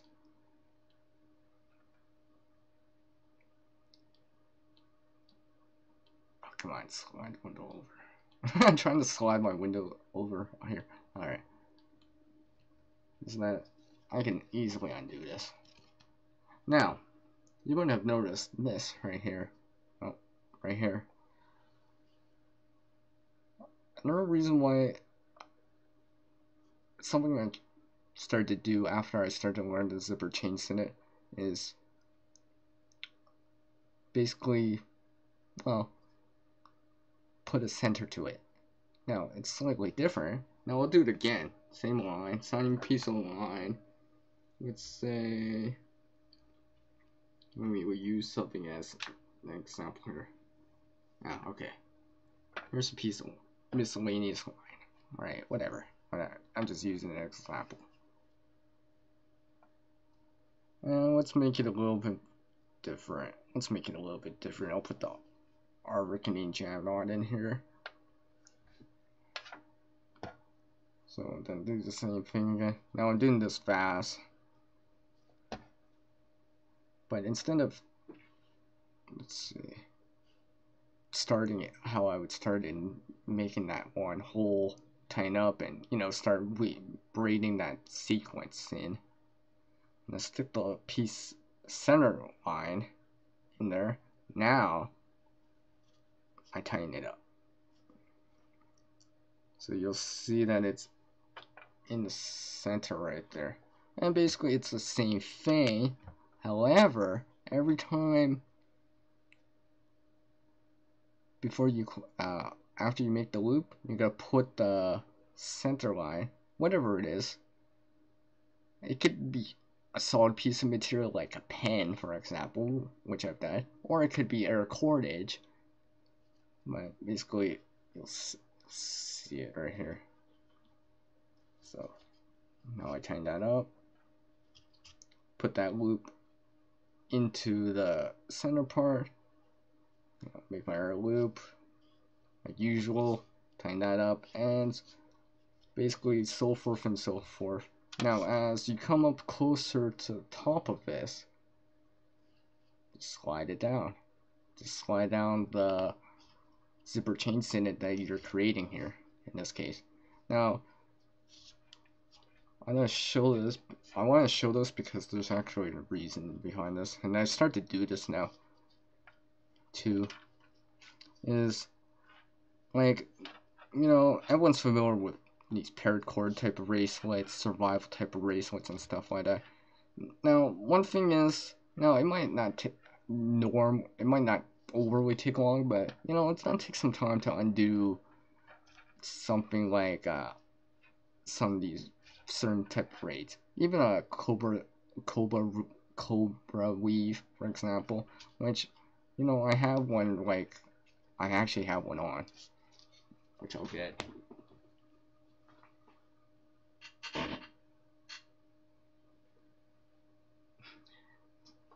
You know, I actually have one.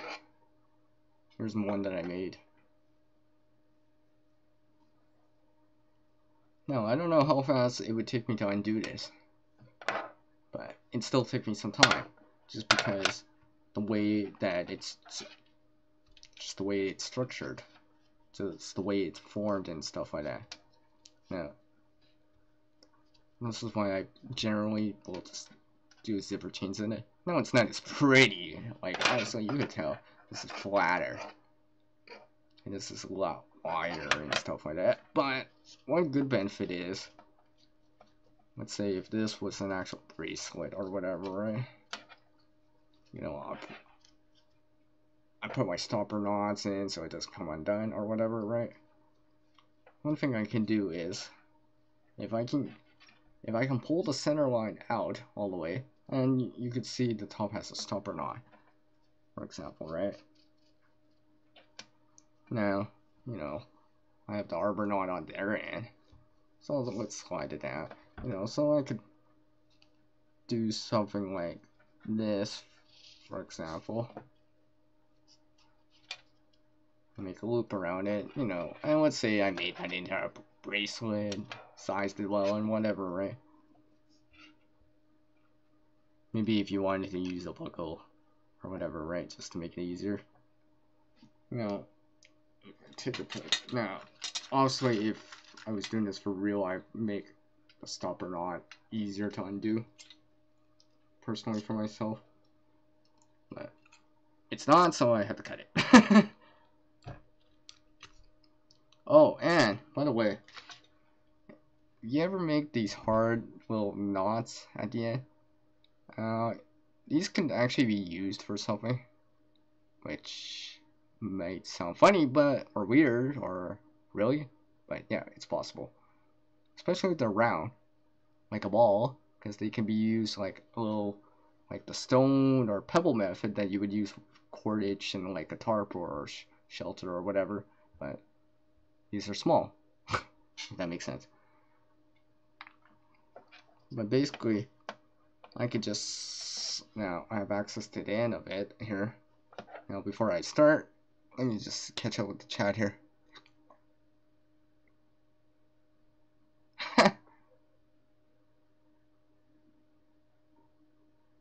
Alright, hey Plymouth, thank you, man. I appreciate your channel support very much so, and all the, you know, the support that you give. I greatly appreciate it. Now everyone's just gonna get some cordage out. Let's all braid with CR here. Anyways, so now you can see that there's no stopper knot, but basically I could just pull this off. I could just pull the center out. Trying to make sure. Alright. And actually it's still together, right? And, you know, blah blah blah, I've used it for a long time. I just did that. I had to pull the cordage out because of whatever reason, right? But look how fast, because the zipper chain is so fast, I already undid it. Now you might not always be able to do it, and certain little things within some of these survival bracelets make it a little bit different and stuff like that. But if you had something more simplistic, a simple type of paracord type of bracelet, not like this one right here, but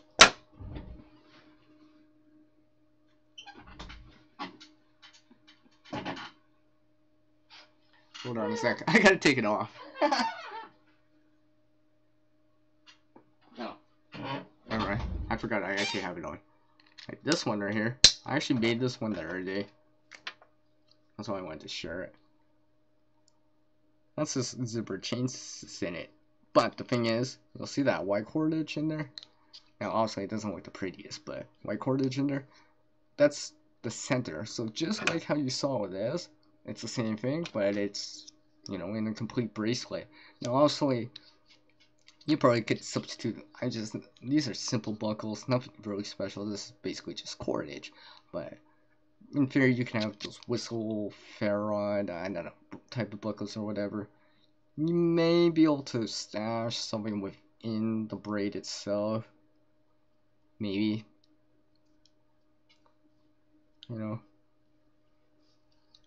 But if I wanted to, all I gotta do is get the white cordage off the buckle, so it's exposed again, and just literally slide it, because you'll see on the other end of the buckle, yeah, so I would just slide it right off, slide that zipper chain center right off, be able to get access to this paracord within, if I was really good, really fast, and I did this braid and made the end really nice and easy to do, I might be able to deploy this within 30 seconds. Within 30 seconds. I don't think I can undo a paracord bracelet, especially the more complex it is, in 30 seconds. Now that's assuming you need the cordage that fast, though, right? Not everyone always needs cordage that fast. Now this is why I actually have both. So if I really need cordage fast, I got this, and maybe not so cordage fast. Yeah, I want some more benefits like flatness or whatever, or style. I got something like this.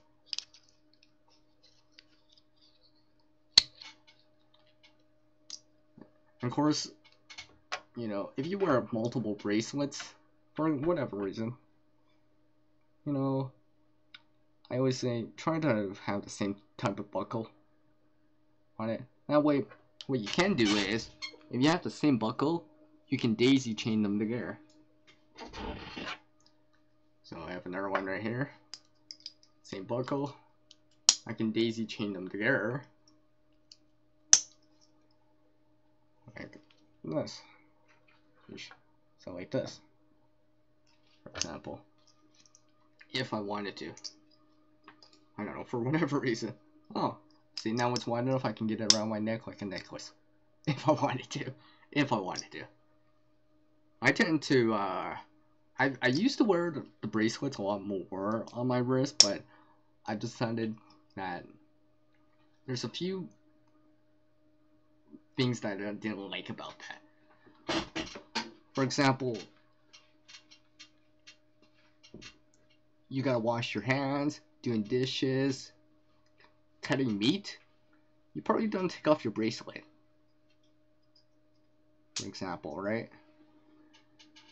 Because if you had a bracelet on like this on your wrist, you're cutting up raw meat, doing dishes, or whatever. You don't want to get it wet or whatever. You're cooking, or you're just messing around in the garden, or right, might get in the way, or you gotta reach into something that's kind of tight, and your bracelet's getting in the way because it makes your wrist fat wider, right, or whatever it is, right? Or maybe you're wearing a dress shirt with cuffs, and the bracelet's just not getting in the way for some reason. Whatever the reason is. And, you know, you don't want to be like, oh, hey, I got 5 paracord bracelets on my wrist. Maybe not so much, right? Well, what I like to do is put them on my ankles now.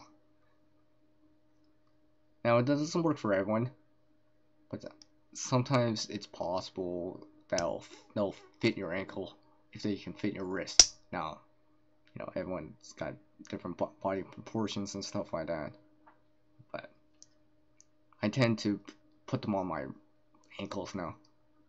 You know, if you're one wearing shorts, you know, go a little bit more easy on it. But if you're wearing pants all the time, it's winter or whatever, or not many people are gonna see your ankles or whatever. You know, you could stock up on the cordage per se on your ankles.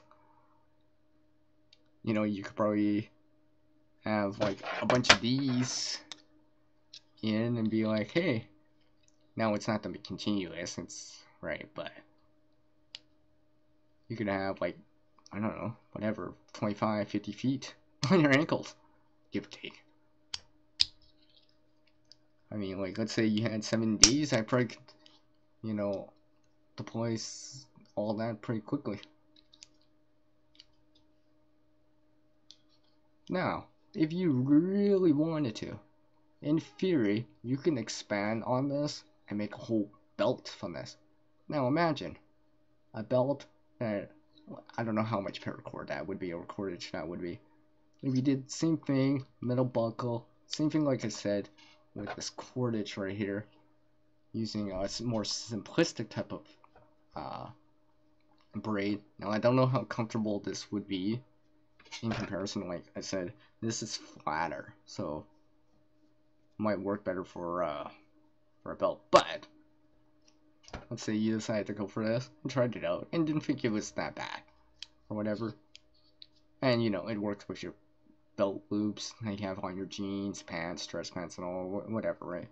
In theory, you could probably make something like this as a belt and go beyond just a bracelet that you can use. And if you actually needed all that cordage, well, just slide the inside out and, you know, quickly undo that zipper chains, and then it might be possible to get, I don't know, let's say 30 feet off your belt, undone, ready to go, as in you can see both ends, have access to both ends in like a minute, give or take. Just something to think of though. I might actually do that. Or if not, I'll just keep making more of these ones. I kind of just like it. It's simple, but you know, it does work. It does work. Hey, what's up, Chris? What's up, man? How's it going? Chris McBee in the house. Welcome, welcome. You do, Gary? That's awesome. You do wear one on your ankle. I don't know. You know, at first I'm like, oh, I gotta be cool like everyone else. I'm wearing it on my wrist on the videos. Then I'm like, then in actuality, I'm like, yeah, it would get in the way, or depending on the jacket or what it's like, I said, dress shirt or whatever you're wearing, especially if you got cuffs on. Sometimes it would just get in the way, or your cuffs. Like I'm wearing a hoodie right now, right? It's not that small. It's, I mean, like if I threw a bracelet on, it might be so big. Then I can't get my cuffs on, which defeats the purpose. Now, you know, it's not saying your ankles are any better, but at least, you know, it's not that hard to get a pant leg on in comparison. Oh, and again, another thing is, let's say you're wearing like a winter jacket or whatever that's fluffier, right? Something like this might get in the way. But, you know, have it like anything, pros and cons for a lot of things. Yo, Amanda, what's up? What's up? Sheesh. You know what? Why not? Why not? I don't, you know, I like to see people looking blue. As in the color of a reg and a moderator's banner. Whatever word you want to use.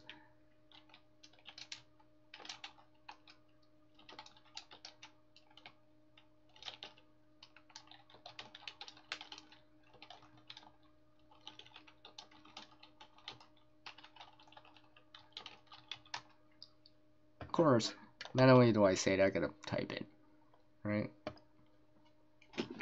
It's it means so much, right? You guys are so awesome. I gotta say it and type it, so you know, just case, right? I know sometimes people can see the chat faster than hearing it, or they're only hearing it and don't see the chat, so whatever works, right?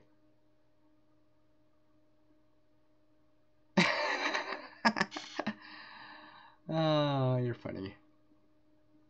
Oh, you're funny, Amanda.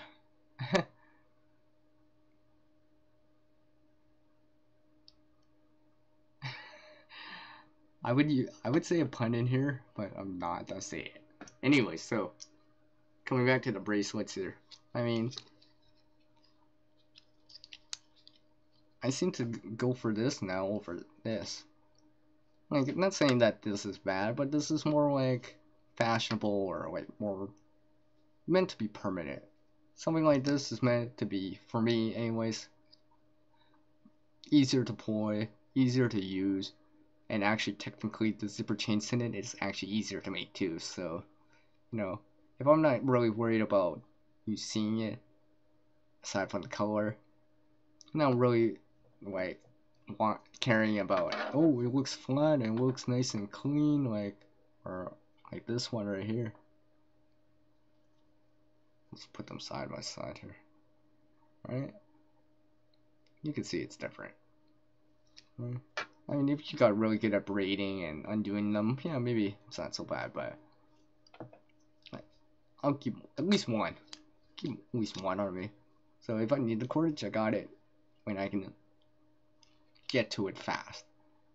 For example, especially if I don't have other cordage with me for whatever reason, or I need it, you know, whatever the reason is.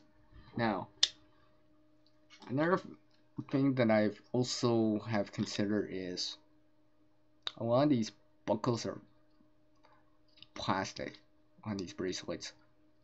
I've been looking for metal buckles to use, because the thing is, especially with like something like paracord as a bracelet, what are the you're not gonna break, the cordage is not gonna break first. The buckles don't break first. The buckle will always break first, especially if you're trying to hold something or whatever reason. The buckle's most likely to break first, cold, whatever it is, right? So because of that, now this is gonna take me a little bit here, but I've actually made a different kind of bracelet here.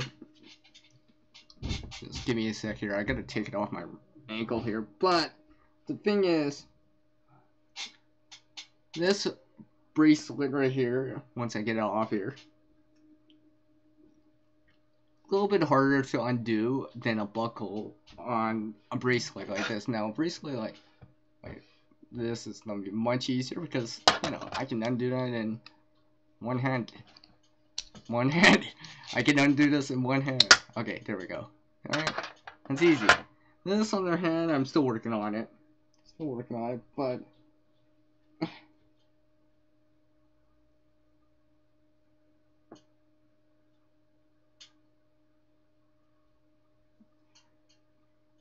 I'm working on it so much that I forgot which side had the arbor knot on it.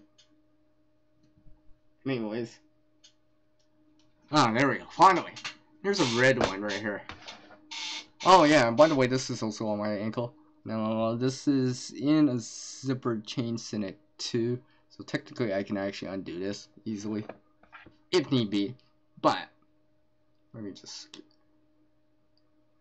I'll read what you guys are saying in a sec here, because I actually need to see what I'm doing. Because I gotta remember where I am in frame, so you guys can actually see. The thing is, now I don't have to... If I have to hold something even heavier, for whatever reason, I don't even have to worry about the buckle breaking, because I got no buckle, so it's just cordage itself. So whatever the cordage can hold, can hold. I'm not worrying about the buckle. Oh, hey, the buckle snapped, or the piece of plastic starting to bang here. No, I don't have to worry about that. And of course, you know, I could probably make one into similar to this if I wanted to. So basically, you'll see again, right there, I got the Arbor Canadian jam knot in there. That's why I have a knot, heavy heavy knot. What's that called? Figure 8 knot in here. So basically, I would slide that over the bump, and cinch it down. And I have another loop on this side, so it would just go overlapping like this. So it'd be something similar to this. Still working on it. But, you know, you get the idea. Oops. You get the idea. You know, it's not to be fashionable. Now this takes slightly longer for me to deploy it at times. But, well, obviously you saw how long it took me to take it off. But if I really have to carry something heavy, or heavier, I don't know, whatever it is. Let's say this is hanging off of a weight-bearing carabiner. Yeah, I would use this. Let's just say. Yeah, if it's hanging off a weight carabiner and I'm hanging off of it for whatever reason, pretty sure I'll use this and not this in that situation, just because I know better. Because I know the buckle would give out way before the cordage would break. Pretty sure. Now, can I actually remember how to undo this? Still working on it, like I said.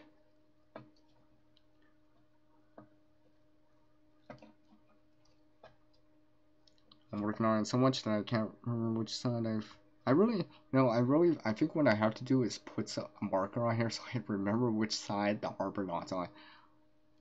I keep forgetting which side the arbor knot's on. Oh yeah, no, it's on this side. I keep forgetting which side the arbor knot's on. I actually should know because I should, but you know, because it's all one color. It's the same thing when you're trying to undo tangles or hard knots and stuff. It's all the same color, it just looks all the same. You have to take a close look at things and just see, oh, it goes under there. I gotta pull this out, slip it back through the airway, and then pull it out. Then I can undo the knot and go from there. So I'll put my blue one back on here.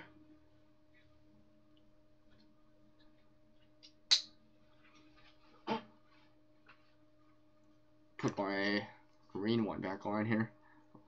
Let me see what you guys are talking about real quick here.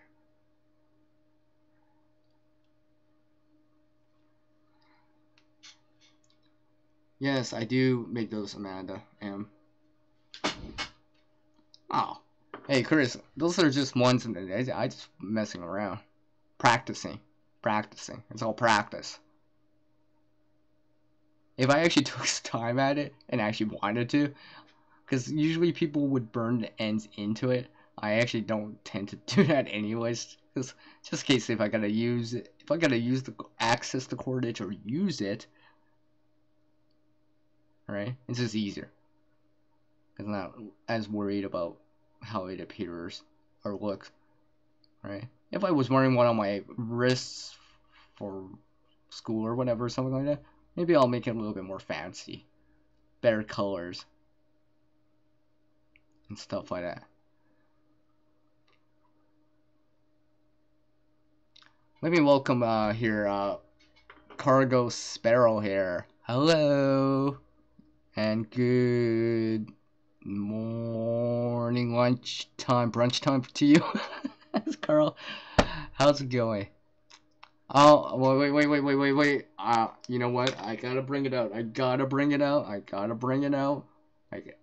I always have all these props for everyone, so I actually got a prop for Sparrow here. She knows.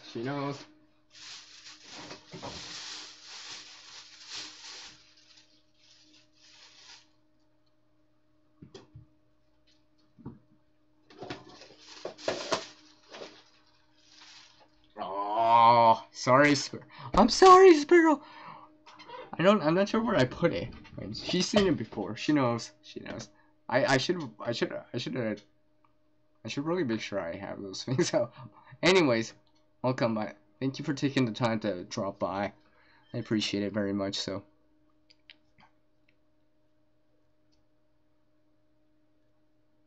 Hey, thanks, Carl. I appreciate it. Hey, safe travels. Enjoy your trip. You know,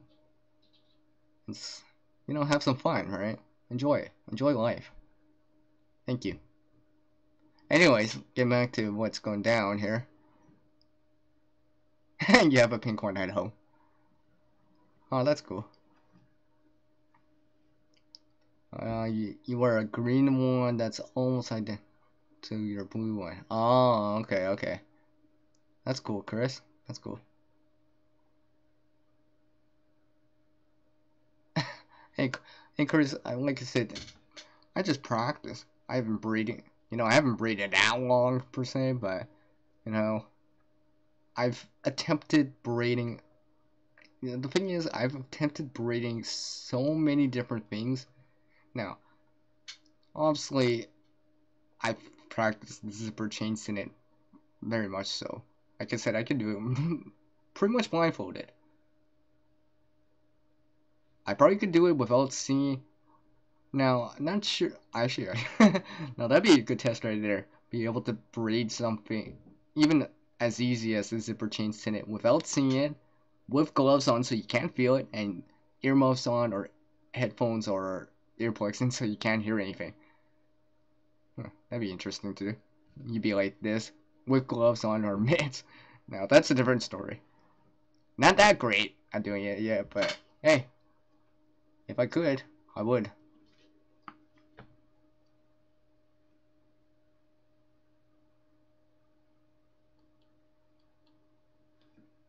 So, let's see here. Just making sure I'm still in focus. Actually, I'll just put this one back on later. Now, another thing is that, you know, I could use these for other things or whatever. Hook them on somewhere else. I know some people like to put like a bracelet onto their bag or whatever on the way out. Put it with their kind of GHB, a get home type of bag, and air type of preparedness type of bags, of a go type of bag, or an E kit or an E type of bag, and such, or the famous Bob, or I'm never coming home type of bag. Anyway, you know, I tend to not have the bracelets on there, personally for me, just because usually I already have the cordage on the inside, and I don't need the cordage as a bracelet type form, especially with like certain amounts I have. And like I said, I EDC these type of bracelets a lot, so I mean, like, I'll have these on with me. It'd be very rare for me to not have the bracelets on me. For whatever reason. Maybe, you know, maybe it's like, I don't know. I would have to be like getting out of the shower or something like that. Some sort of thing like that where it's just like, oh, I gotta bug out right now, and I just hopped out of the shower or whatever. I was like, no. No, it's probably not gonna be like that. The chances of something like that happening are very, very, very slim here. Alright. Just give me 1 sec, guys. I gotta deal with something real quick. Just give me 1 sec here. I'll be right back momentarily.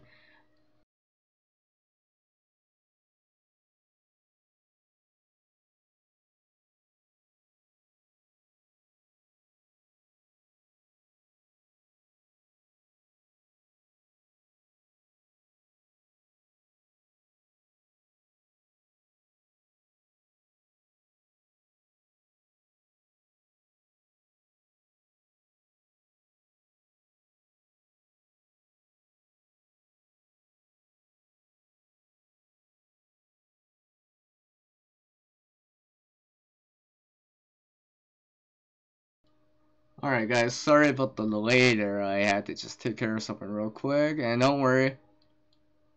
Come on. Click. Alright, there we go. I'm back here. Sorry for the delay. Sorry to...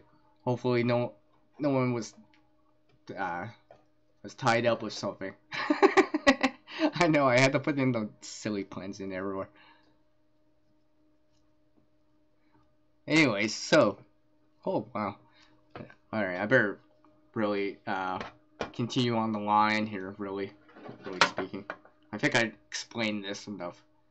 I actually have done this with more stuff, which I will show in just a sec here once I put these bracelets back on me here. Let me... Oh, my chair's so squeaky, I gotta change it here. Let me see here. Make sure everything. Oh yeah, I'm still there. Okay, good. Let me just put these bracelets back on. Remember when I said about putting stuff back after you do a video? Yeah, maybe now is a good time to like take that advice and put the bracelets back on. Ah, oh, jeez, I gotta change this chair. I think that'll be one of my next things that I do is oil this chair or something. I gotta deal with it. It's an older chair, but it's so comfy, you know. I can't give it up. It's like I can't give up that chair. It's too comfy. It squishes. Whatever, but you know. So yeah. No, I mean, another good thing is if you're wearing like baggy pants and you just have it around your ankle, I mean, no one's really gonna notice that either.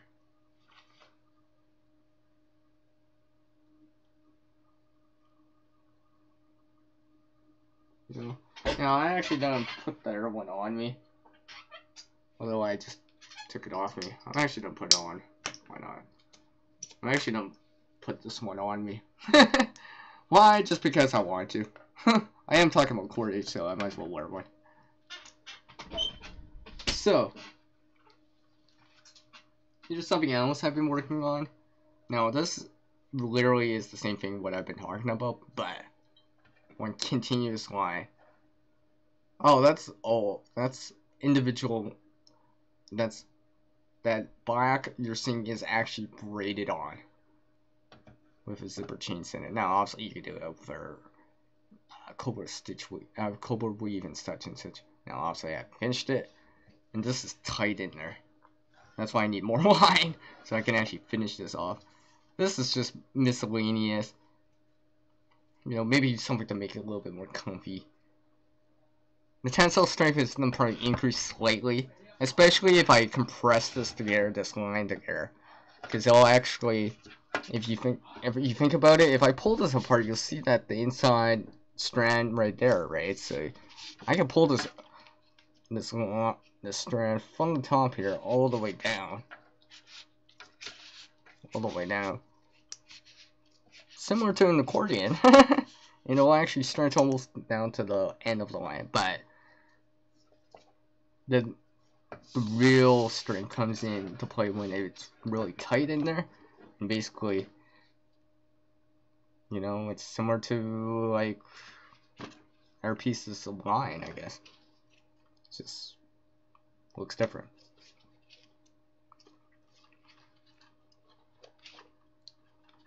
So if I grab this right here, pull, this would have to separate too. So the braid would have to separate too.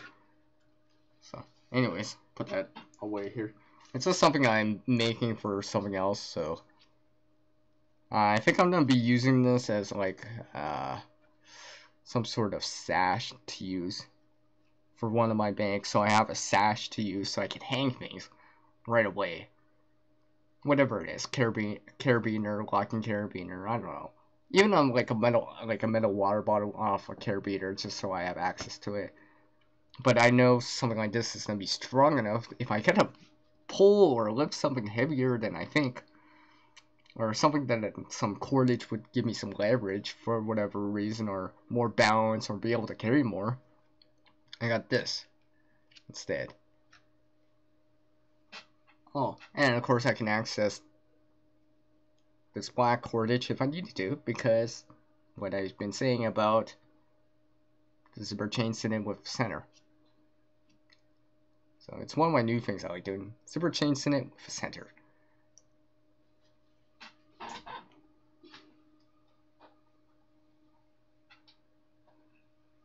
Now, let's invert that, and instead of having braiding along this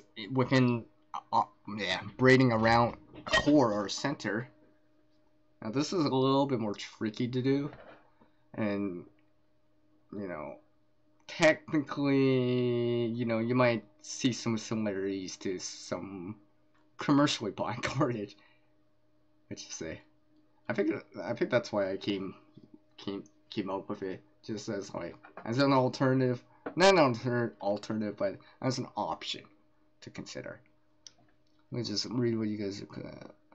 Oh, hey, thanks, Matt. I appreciate that. Here's one right here. Let me get some more here.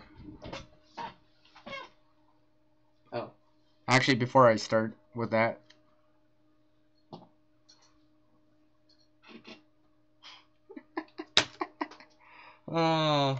yeah. Did I mention that I just got that cordage into my coffee by accident? Oops. It fell off the table and landed on my cup. Because my cup's on the ground right now. Yeah. So yeah, like I always say, cordage is also good for wicking. Even unintentionally. Anyways. That's what I get for not paying attention to the ground. Maybe I should pay attention to my coffee for a sec. Give me a sec. I gotta pay attention to the ground here.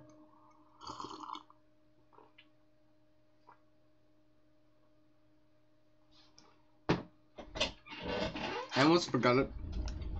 Let me roll up my chair here. I almost forgot about. I actually made this kind of bracelet before too. Now this is,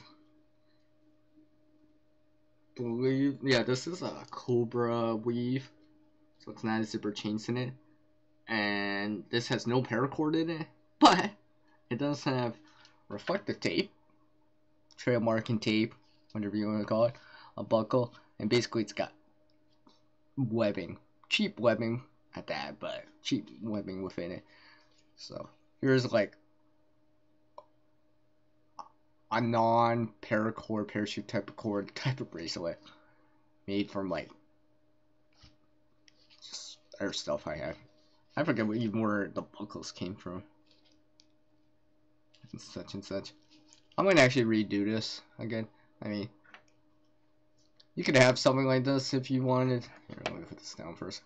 You could probably make something like this if you wanted to add it to a bag or whatever that you could wear if you wanted to be more noticeable for whatever reason, if you need to be noticed more, for example.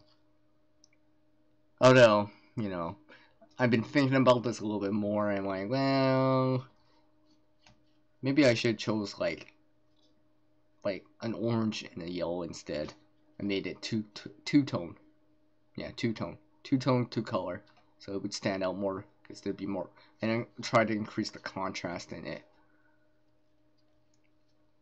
and such. And I might actually do it if I do. Well, I think I did it as a cobra weave is because I was using webbing, so webbing's flat, and this kind of braid is kind of flat in comparison to this type of zipper chain in type of braid, which is a little bit more round. So I might actually redo this one, but or I guess in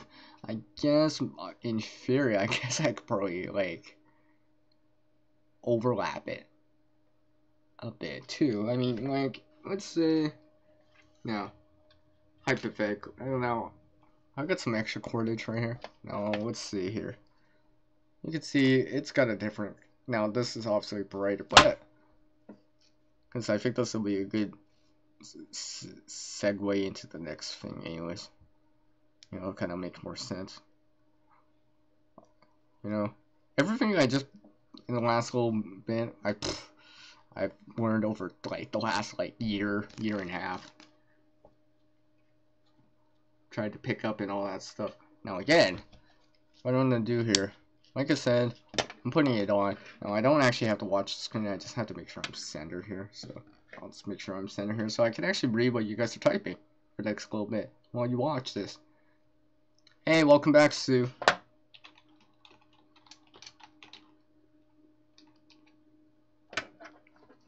I didn't even realize Sue left. Anyways, it doesn't matter. So again, I'll put the zipper chains in it over top of the cobra weave here. Same thing again, same thing again. Now, I've never actually even tried this. So let's see if this actually can work. I don't have no idea if I can actually do this. So hopefully everyone can sort of see it here. And I'm just doing it. Now I'm not sure how well this would slide. But what I could do is just move it down a little and kind of, how do I say, not like a spider web, but how do I say, I could spread it out a little bit more. Now also I'm just doing this with a little bit of line. And I think I might even learn something from doing this myself right now. Because I've never actually tried it. Well, I might have tried this, but it's been a long time since I've tried this. Now, you can see what's going on. Now imagine if that was blue. Maybe you start getting some contrast in there. Now I'm using a very similar color, so you're not gonna see that so much. Now, the downside is it's gonna be much harder to remove because I can't just remove this core. Now without cutting it because I have webbing on the inside and such and such. But do something like this, especially if it was a different color. Like, for example here.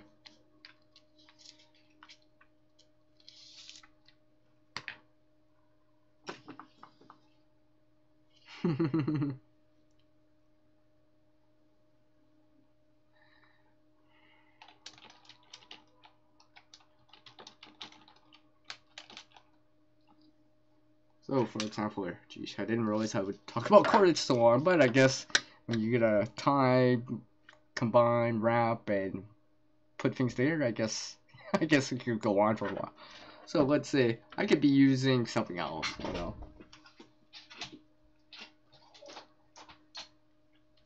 This type of cordage right here. If I was using this, if that was X'd in as a braid, there'd be a lot of contrast in there. That'd be a lot of contrast, very noticeable. If you were trying to get intention or a beam notice more. I mean, like, if you're really good, if you really wanted to, you know, make one for your kid, or younger child, I should say.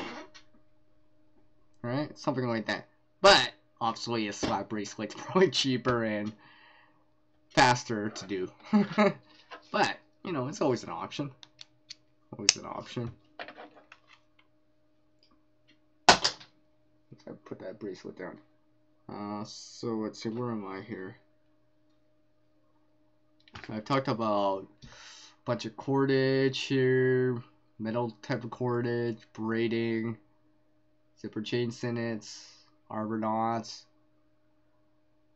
and such and such. Now, let's see if I remember this. Now, I was never really good at this, and I'm trying to get better at this, so I guess I'll try this out here. If I remember right here, let's see here. I'm gonna try to do this. I'm not as good as this. I mean, people are probably like, oh, I can make a bowline, whatnot so easily. You see, I'd be like, that's great. That's great, man. That's always great. That's always great. That's always great. Let's see. Because I know two things are for sure. This type of knot right here makes a fixed loop that doesn't tighten or loosen up. That's the key. It's got to be able to do both. If it slides, it's more like an arbor type of knot or slip knot. Now there's supposed to be, oh yeah, let's see, so. I mean, there's all that over, under, around the tree, and through the hole, and blah, blah, blah, blah, blah. Let's see if I'm actually doing this right. Probably not. I'm still trying to get better at doing these at times. I think it's also remembering which side to pull on the line too. See, no, this is not it. See, as much as I practice, I'm not practicing enough. Well, look, that's not it. Alright, that's not it. It's a slip knot. Might as well be an arbor knot. Oh, yeah, because it is, because it actually did turn into it. Oh, wait. No, this ain't it. Is it? Well, that's funny. The loop isn't tightening, is getting smaller or getting bigger. So could it be? Maybe.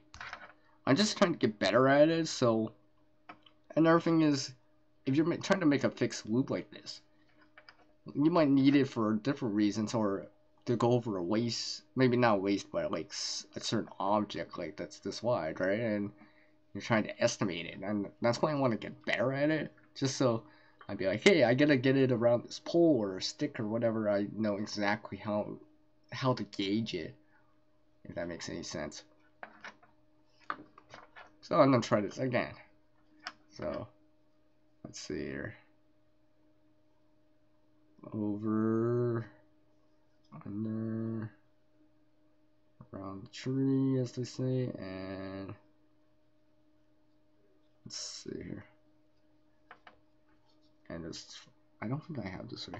See, I really gotta work on this knot.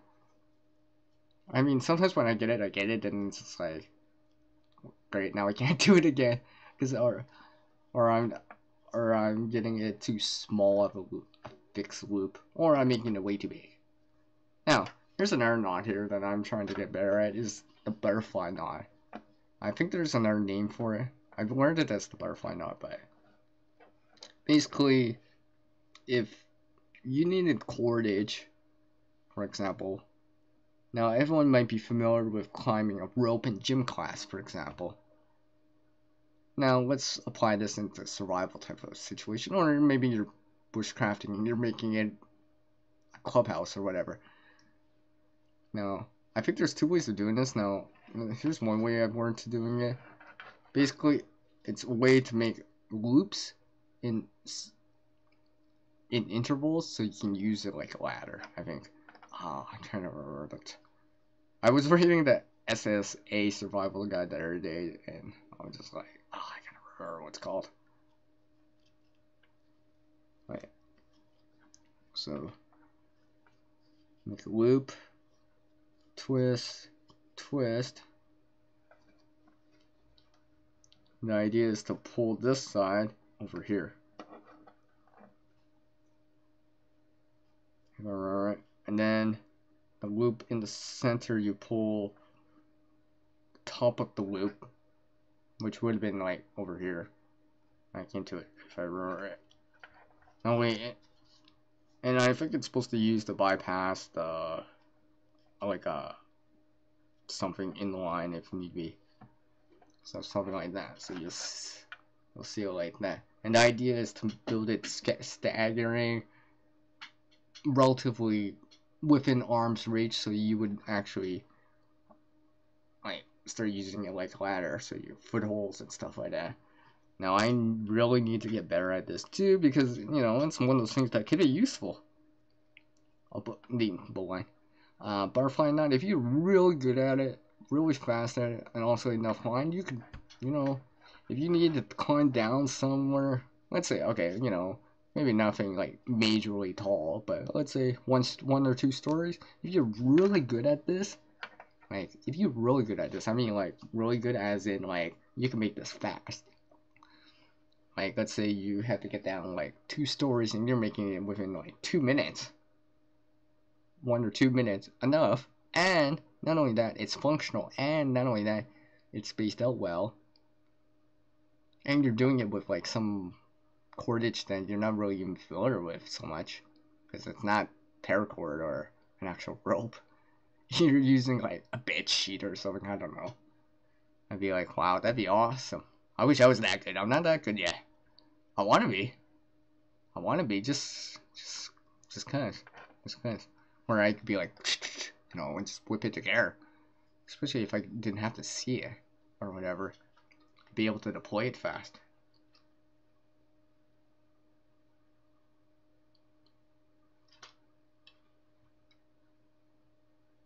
Alright, just give me 1 second. Come on. Oh, okay. Wow. Alright. Sorry about that. Oh, come on, YouTube. Let me get in here so I can actually see what I'm doing. Alright. Is it on? Alright, sheesh. Anyways. Alright, since I'll probably go for nerf. Let's say. Might go for another 15 minutes here. I shouldn't have made this live stream so long, or I should have divided it up. But obviously, sometimes something as important as rope and cordage and tying things together and combining things and be able to wrap things.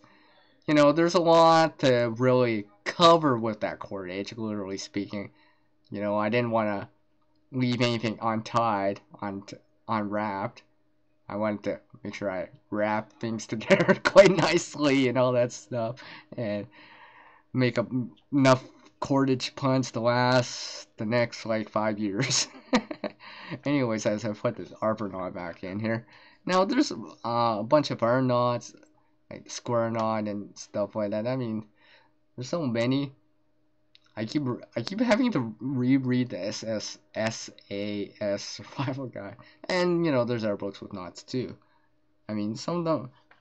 I think the idea is if you can just practice them, maybe even incorporate them day to day, or week to week, or every so often. You know, it might help.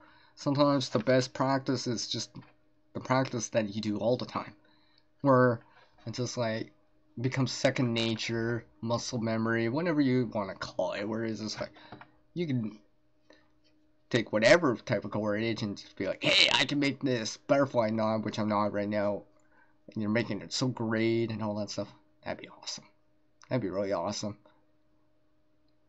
And of course, you know, our skills like making natural cordage, or at least knowing it, at least tempting it and stuff like that, knowing different basic knots that you can use, you know, stuff like that. Now, also with the laser that I was showing earlier, this is kind of, I think that they call it a whip in the, as far as I know. I usually call it a wrap, but you know, that's another thing.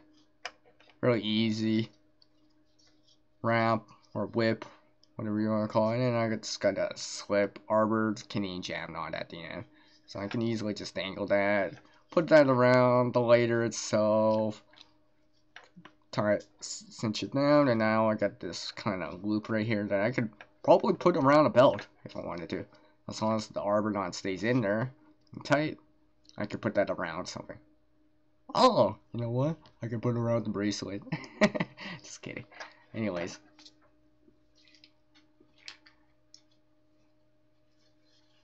Let me put some more cordage away. I really gotta remember not to get tied up with everything here. Literally speaking. Get tangled up. Speaking of which, I'm gonna have a sip of coffee here.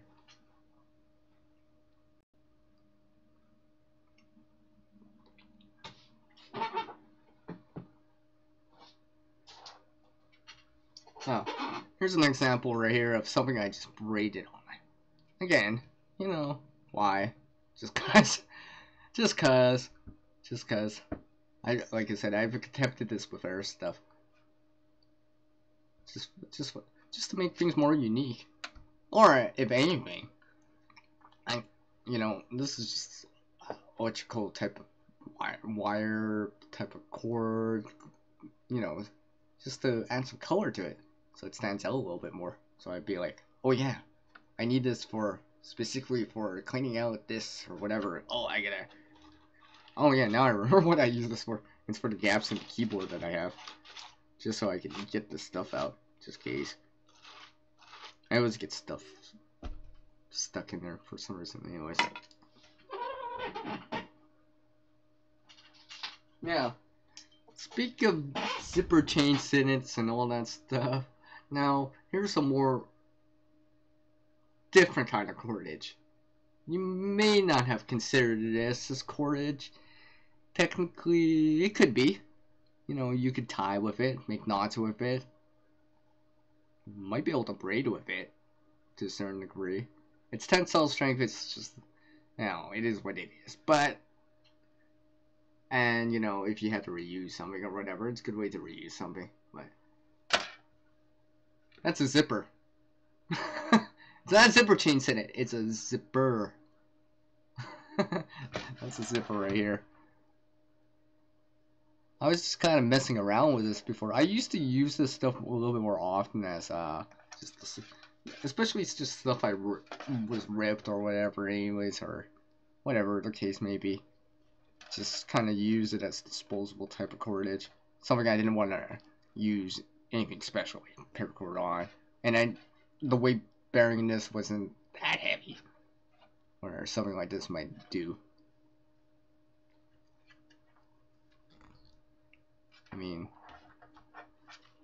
actually, you know what? I've never tried this before, so I'm gonna try this. I'm gonna actually do this. Why not? Just for the hell of it. Just for the hell of it. It's not probably really short because it's not that long. But I always wanted to make a zipper chain in it out of a zipper. Why not, eh? Why not? Oh yeah, honestly, it's easy enough. Honestly, it's easy enough. I'm not really even looking at the screen right now. You know, the more you have, the more cordage you have, the more, well, the longer the braid can be. Now, usually, well, actually, always, if you're, especially if you're braiding something, combining it together, similar to this, it's gonna get shorter because it's getting wider, or going longer, or if it's like a race like this, it'd be wider. But that's what gives you the strength, I guess, or the increase in strength, I should say, especially something like this, which I have right here. So I guess I've officially made a zipper chain it with everything, including a zipper. Ooh, that was fast. Slip that away here.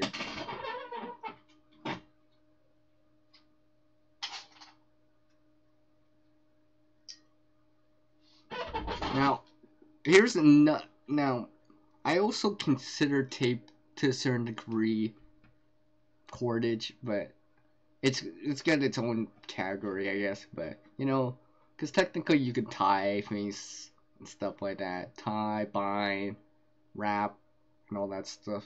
It's just, I guess tape is more or less like cordage that's sticky, I guess, something like that. It's got its own category, but another thing could be used for cordage. Now, it's not the best, and it's, of course, it's got its own characteristics, is bicycle inner tube, or a really, really, really, really, really wide and long Ranger band. Now, I got it. For most people, you can get easily access to this. You can get this for free. You know, anyone that repairs bikes a lot of the time or something like that, they don't have access to this because eventually there's always a flat. Now, if anyone's seen my video on making the zipper chain it with, well, I should say cutting a yarn to make a zipper chain in it, it's the same principle. Staggering it so you get one continuous amount of line. Now that, it's going to be stretchy, so the tensile strength is probably not that high, but you could use it to wrap things around. Wrap certain things. I don't have a specific example because it's on something else I will be showing later in the channel, so, but you'll have to take my word for it.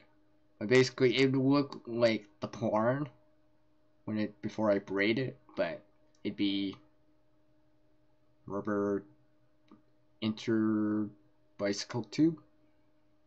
So basically, I could wrap it onto something to add for grip, like on a handle, which I've done before,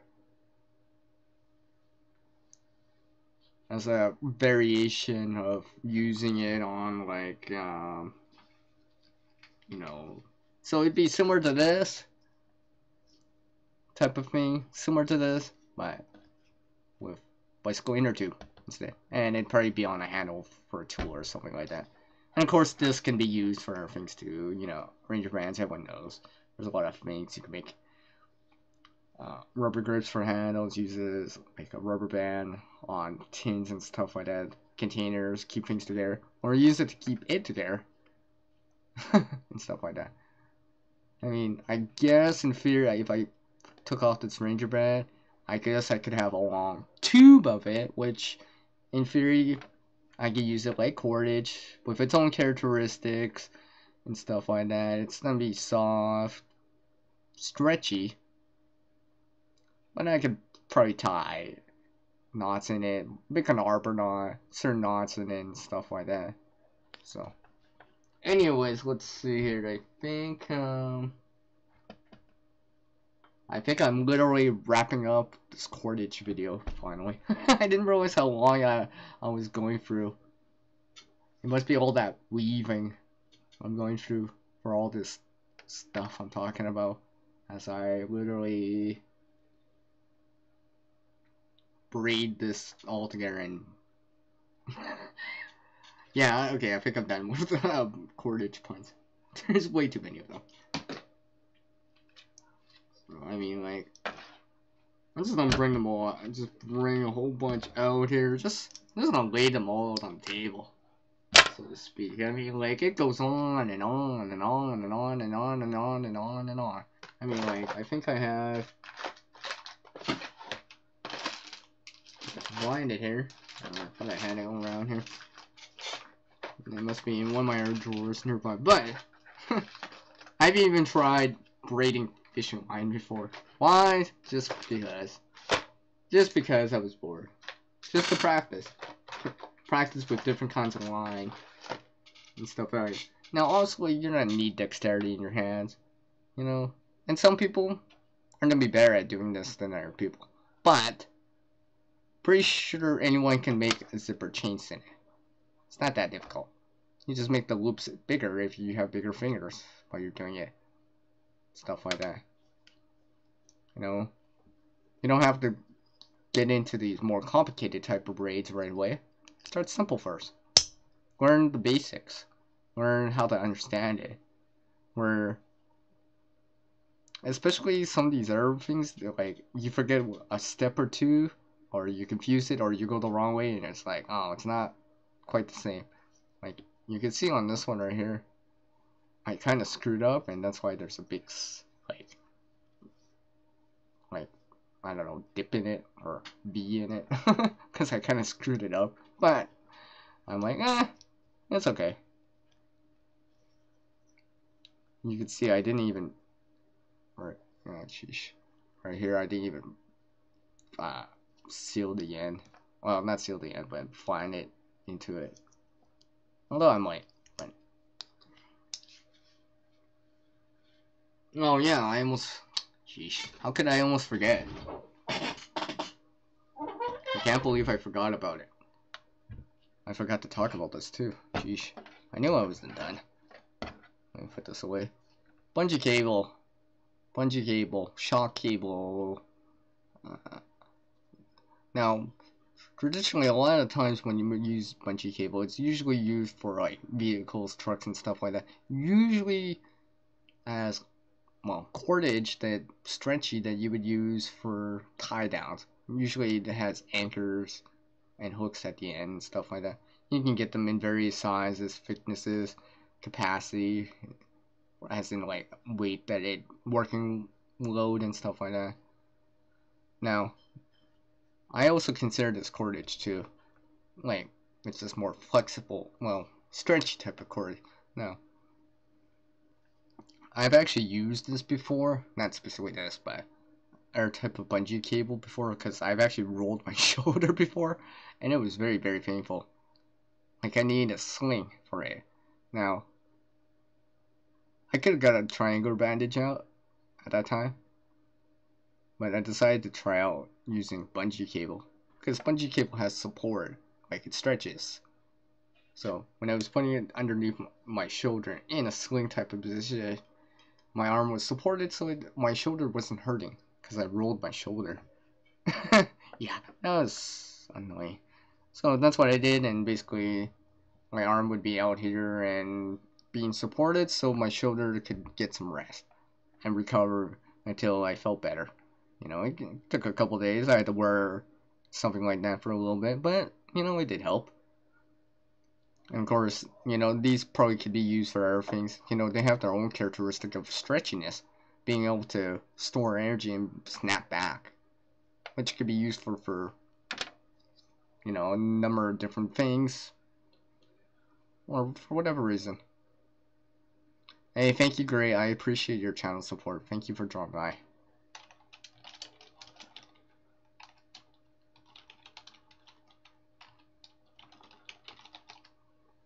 Appreciate it very much. Alright, so I talked about that, I think, okay, I am done, literally wrap this up here. So I'm gonna give the 5-minute warning for this live stream here, finally. And hopefully anything else I missed, hopefully I'll just have to just wrap it up real fast or add it, literally join it to a different line. Or use the square knot to add it on later, so to speak. So I want to say special thanks to everyone that dropped by on this live stream. Also Gray, 1107, Sue, Nelson, Amanda M, Chris, B, I know Cargo Sparrow came in. Thank you always. And of course Plymouth came in. Billy Bird's Outdoors. And let's see, Gray Man Outdoors. Actually, Zulu came in, James McIntyre, Skinny G Panda, and Allowing Ball Will. Or Baywell? Ballwell? Anyways. And those people came by, and I'm pretty sure I got that all. And of course, anyone else that's watching, anyone else that's checking this out, you know, I appreciate your support. However long, and however often you can give it. You know, you don't have to watch me, but you want to, for whatever the reason is. Maybe I entertain you with the puns, or maybe you like how I connect to you or tie things together. You know, whatever, right? So, let's see here. In the last few minutes here, I'll open it up for some quick questions here, some Q&A type of things here. Try to literally stick to the cordage here, really. Once I remember to put these away here.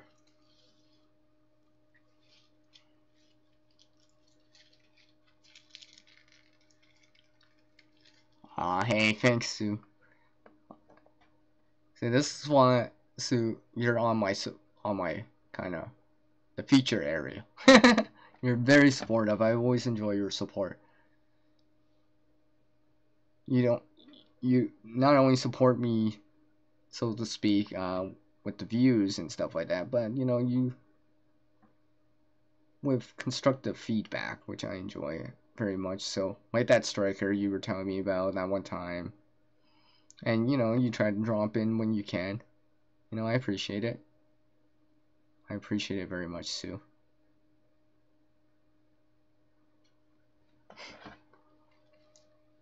Let me see here. Once I put away a bunch of cordage here.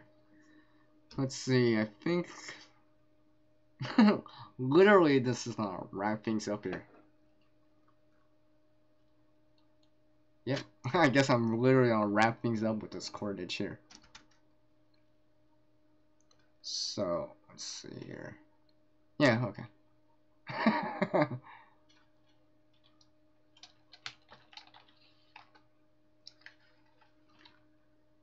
So, I guess it's time for that outro again, like always. No, I'm actually gonna put something overlay right here. It's time for oh wait.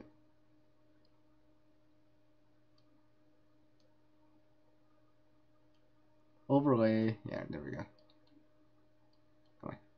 Might as well put the CR overlay on. Why? Just because I can. So, as the world changes so much oneself, to reach new level of skill and knowledge, one must practice. Now, a single person can't help everyone in this world. But one person in this world regardless of age, race, nationality, gender. Did I say age? Yeah. Intelligence, size, height, any physical or mental limitations, all those.